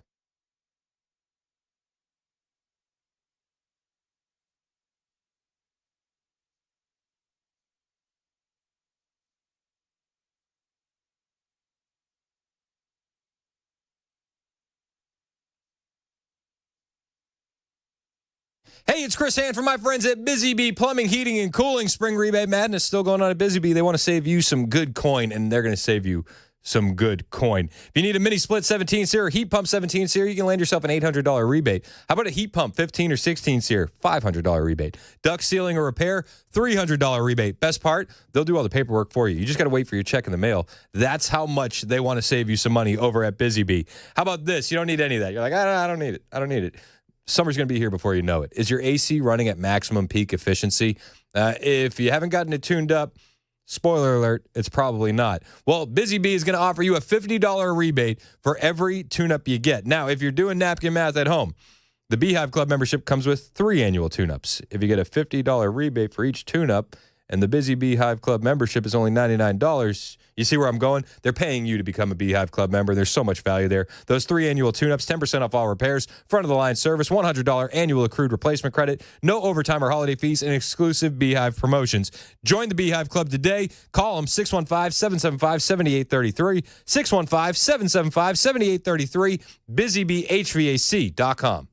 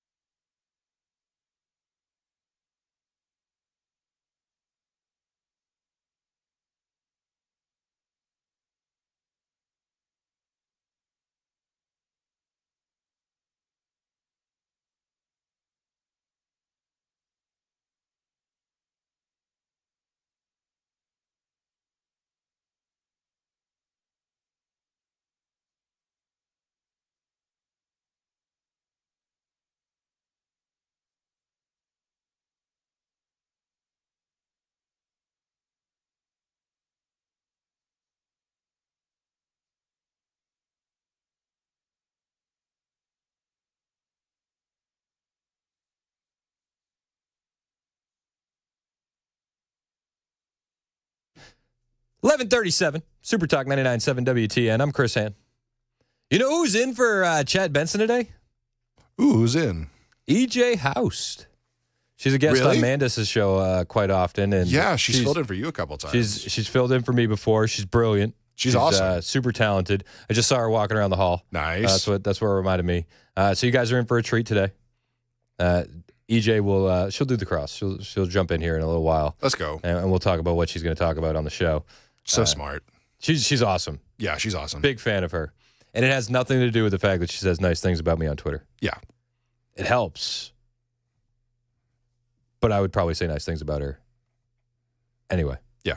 So, huge fan of EJ. She'll be in after me.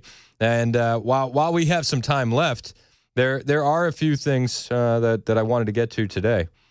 The Trump versus Maine stuff just continues to carry on and linger.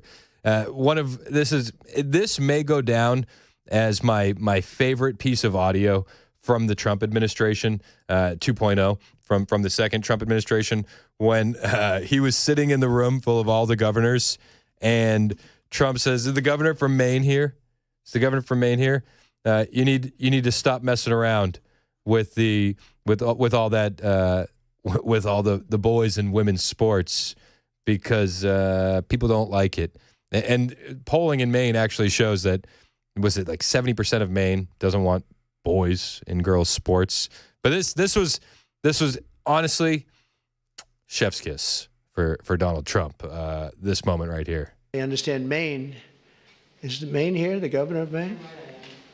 Well, not here. Are you not going to comply with it? I'm complying with state and federal laws. We are the federal law.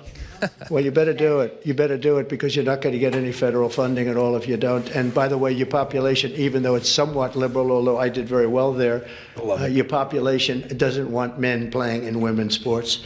So you better comply. Because the polling came out, 70% of Maine doesn't want men in women's sports. Because otherwise you're not getting any federal funding. See you in court. Every state, good, I'll see you in court. I look forward to that. That should be a real easy one. It's a beast. And enjoy your life after governor, because I don't think you'll be in elected politics. Every state has a responsibility to comply with Title IX. They have an obligation, a legal obligation, and we'll be enforcing aggressively, and we're going to be protecting our citizens. We're going to protect. So just to end this administration. Yep. Amen. Good luck in politics. You probably won't be in politics much longer. Donald Trump is keeping his foot on the gas when it comes to the battle with Maine, and I am here for it. Trump administration has frozen federal funding to Maine over their Title IX violations. Thank you. Let's go. Protect the girls. Just stop. Stop letting men in women face walk into these girls' locker rooms, dominate them on the sports fields. Enough. Enough. It's ridiculous. And shout out to President Trump for taking this stand. A stand that he shouldn't have to take. If we were a proper country, this argument wouldn't even be here. But we have really fallen over the past few years. Really fallen. And Trump is trying to bring it back in many, many ways. This is one of those. You cannot openly violate federal law against discrimination in education and expect federal funding to continue unabated. The U.S. Department of Agriculture announced on Wednesday that they have frozen federal funds over the state's refusal to comply with President Trump's executive order barring biological males from female sports. Secretary of Ag Brooke Rollins sent a letter to Maine Governor Janet Mills announcing the pause, writing, "You cannot openly violate federal laws against discrimination in education and expect federal funding to continue unabated. Your defiance of federal law has cost your state, which is bound by Title IX in educational programming." Rollins said the funding for certain administrative and technological functions in schools was affected by the freeze. This pause does not impact federal feeding programs or direct assistance to Mainers. If a child was fed today, they will be fed tomorrow, she noted. Rollins told Mills that the freeze announced Wednesday was only the beginning, though you are free to end it at any time by protecting women and girls in compliance with federal law. Beast. It'll end as soon as you want it to end. It could end today. Just don't let boys dominate the girls in sports. Don't let boys in the girls' locker room. It's really quite simple. Now, in addition to the funding freeze, Rollins said that the department is reviewing all research and education-related funding in Maine for compliance with the Constitution, the federal laws, Title 11, Title 9, and Title 6 and Title 9, and the priorities of the Trump administration, and said that the USDA has undertaken a review of all grants given out by the Biden administration to the Maine Department of Education. Many of these grants appear to be wasteful, redundant, or otherwise against the priorities of the Trump administration. USDA will not extend the Biden administration's bloated bureaucracy and will instead focus on a department that is farmer first and without a leftist socialist agenda. Thank you. Rollins said that in order to continue receiving funding from the USA, the state must demonstrate compliance with Title IX's protection of female student athletes from having to compete with or against or having to appear unclothed before males. Thank you. Thank you. It shouldn't be this much of a fight for common sense, yet here we are. Trump versus Maine continues. Colorado, they're another wild state, leftist for sure. They got some wild stuff happening, and hopefully the Trump administration takes some action here. A Colorado bill introduced by, Democrats would classify misgendering and dead naming as forms of child abuse to be considered in child custody disputes. This is awful. Dead naming refers to the practice of referring to your child with the name you gave them at birth. Now, a lot of times when these kids are going through their gender dysphoria and they're being celebrated by the medical industrial complex and oftentimes a parent with Munchausen syndrome, they change their name. I'm a girl now, so you can call me Sabrina. And if you call me Carl anymore, that's dead naming. Now, if you don't agree with the child making decisions that are going to affect them for the rest of their lives and you want to keep calling that boy Carl, now in Colorado, you could be hearing about that in court. And this could be classified as a form of child abuse to be considered in child custody disputes. We actually had a guest on the show. This was a couple months ago. Jeff Younger. You remember Jeff when he came on? Jeff is a father who he's going through a custody battle. He's lost the custody battle. Spoiler alert. But the wife was transitioning one of his boys against his will in California, the great state of California. He has lost his son. And one of the things that the family courts were upset about was the misgendering and the dead naming. And now it seems like more leftist states want to take this approach. It's disgusting. This legislation in Colorado was introduced on Friday, sponsored by Democratic reps Lorena Garcia and Rebecca Stewart, Faith Winter, and Senator Chris Kolker. The bill is named the Kelly Loving Act. Doesn't that sound, it sounds so nice. It sounds like it's dressed up with rainbows and candy, and it's awesome. Oh, the Kelly Loving Act. This is after a transgender identifying individual was killed in a 2022 club shooting in Colorado Springs, according to the Colorado Newsline. The bill is based on the premise that individuals can identify as a gender identity contrary to their biological sex. It defines dead naming as to purposefully and with the intent to disregard the individual's gender identity or gender expression, refer to an individual by their birth name rather than their chosen name. Similarly, the bill defines misgendering as to purposefully and with the intent to disregard the individual's gender or gender identity or gender expression, refer to an individual using an honorific or pronoun that conflicts with the individual's gender identity or gender expression. So if you continue referring to your son as him and he, you're a monster, and you could lose custody of your kids in Colorado if this bill goes through. That would be considered child abuse, and you could use this in child custody disputes. So you have one parent who wants to put the child on sterilizing puberty blockers, who wants to enable this child to cut off their bits and remove their breasts and remove the things that God made you the way you are. And one parent is going to be viewed as sane in this situation. One parent is going to be viewed as abusive in this situation. And these leftist radicals want to make the people who want to keep their children intact in the way God made them, they want them to be viewed as abusive. This is America in 2025. This is insane. Under the proposed law, courts handling child custody decisions would be required to consider misgendering, dead naming, or threatening to publish information related to a child's sex change procedures as a form of coercive control when determining the best interests of the child. Additionally, it would prohibit Colorado courts from enforcing orders or laws from other states that require a child to be removed from parents who allow them to access sex change procedures.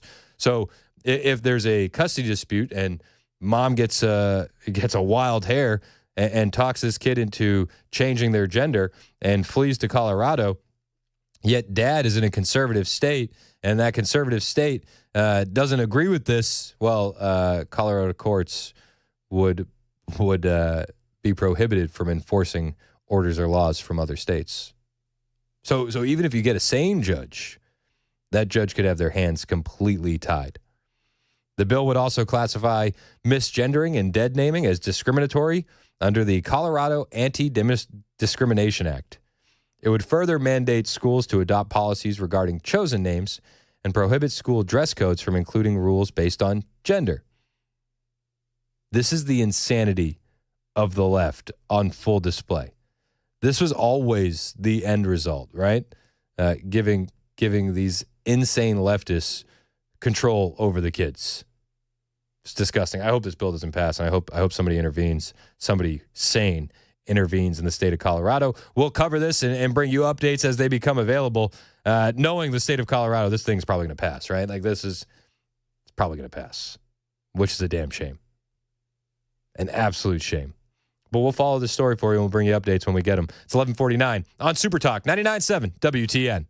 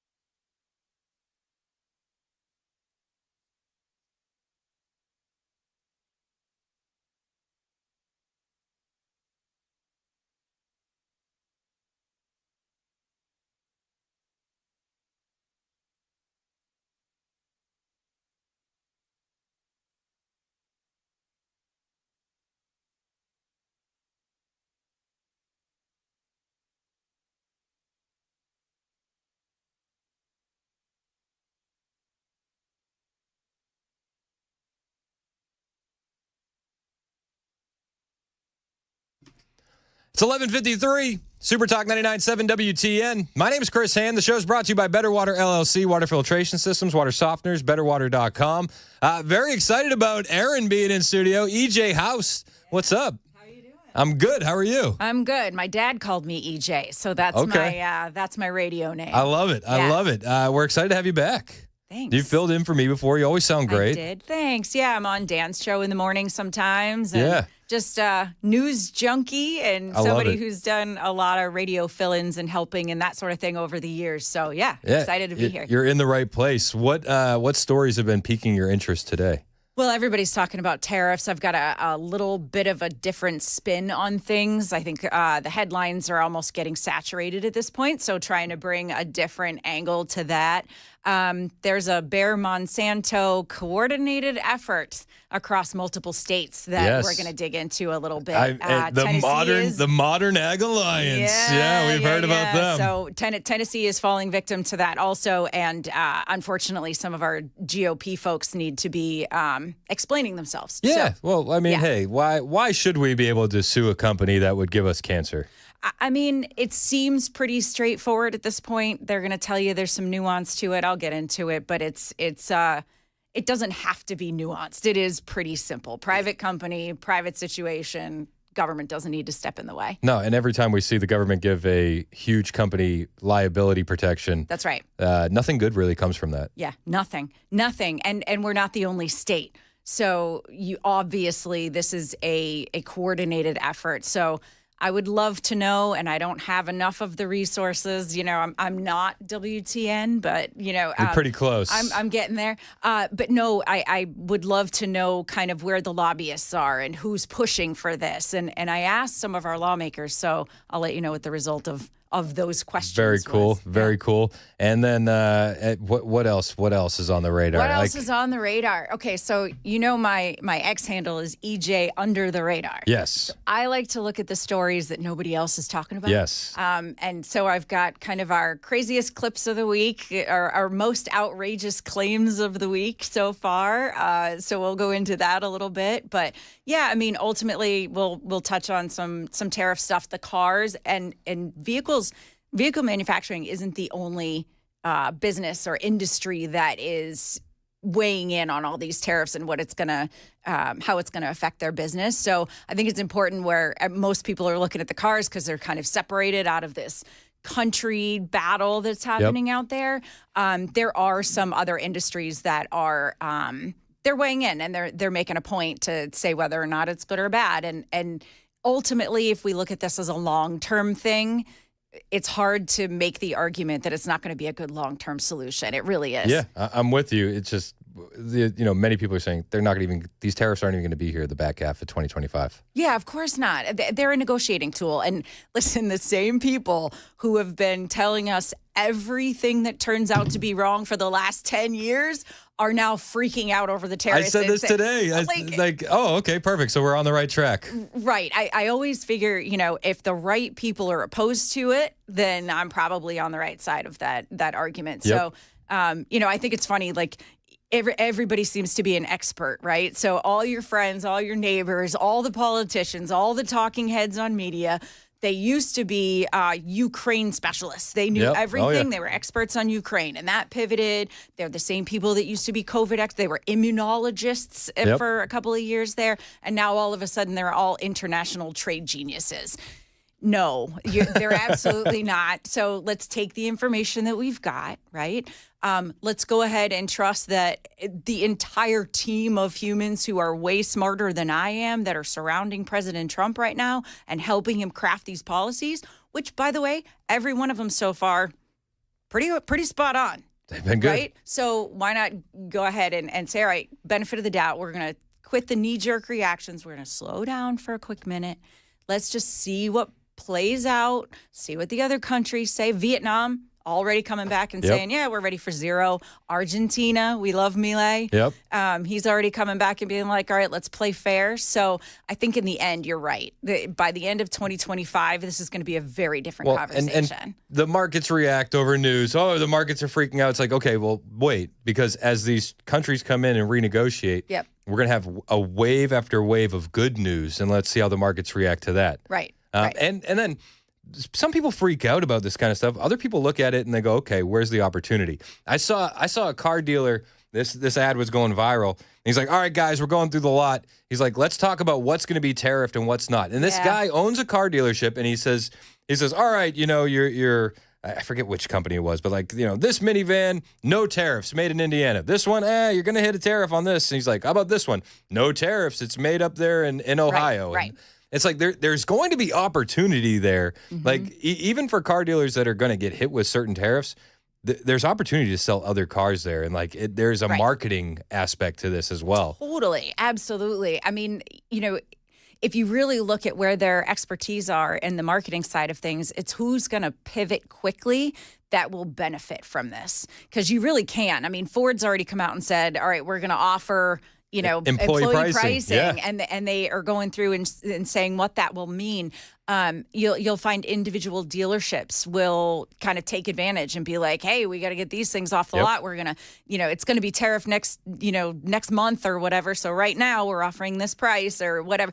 They're going to find creative ways to make it worth it for the consumer. And then keep in mind too, cars aside and everything else, keeping money in America is always going to be a good idea. Amen. So if you've got something being shipped in from China, and because of the crazy way all the money works, that thing is $5 or $10 cheaper than the same product made in the United States, right? Understand that the bulk of the money that you just paid for that cheaper item is going overseas. Yep. So even the person that you purchased it from, you walked into a store, you purchased a thing, that thing was, you had a choice, American made or you had made in China. The one that was made in China, all that money went back to China. The one that was made in America, that money stays in America. And it's helping to employ people. It's helping to, boost our economy. It's actually going to help us in the long run. So, let's take a breather. It's going to be okay, everybody. I'm with you. I'm excited. EJ Haust is in next. She's filling in for Chad Benson. She's going to do a fantastic job. Very smart, very talented. I'm going to enjoy my ride home. Thank you for that. and we'll see you guys on Monday. It's my youngest is celebrating her 3rd birthday today, so we're gonna try and hit the zoo tomorrow morning. Sweet. That's the move. That's very cool. Hug your kids before the storms. Yeah, I know, right? Hang out with the family and do something other than politics over the weekend after EJ and after Matt. It is 12 o'clock on Super Talk 99.7 WTN. Perfect.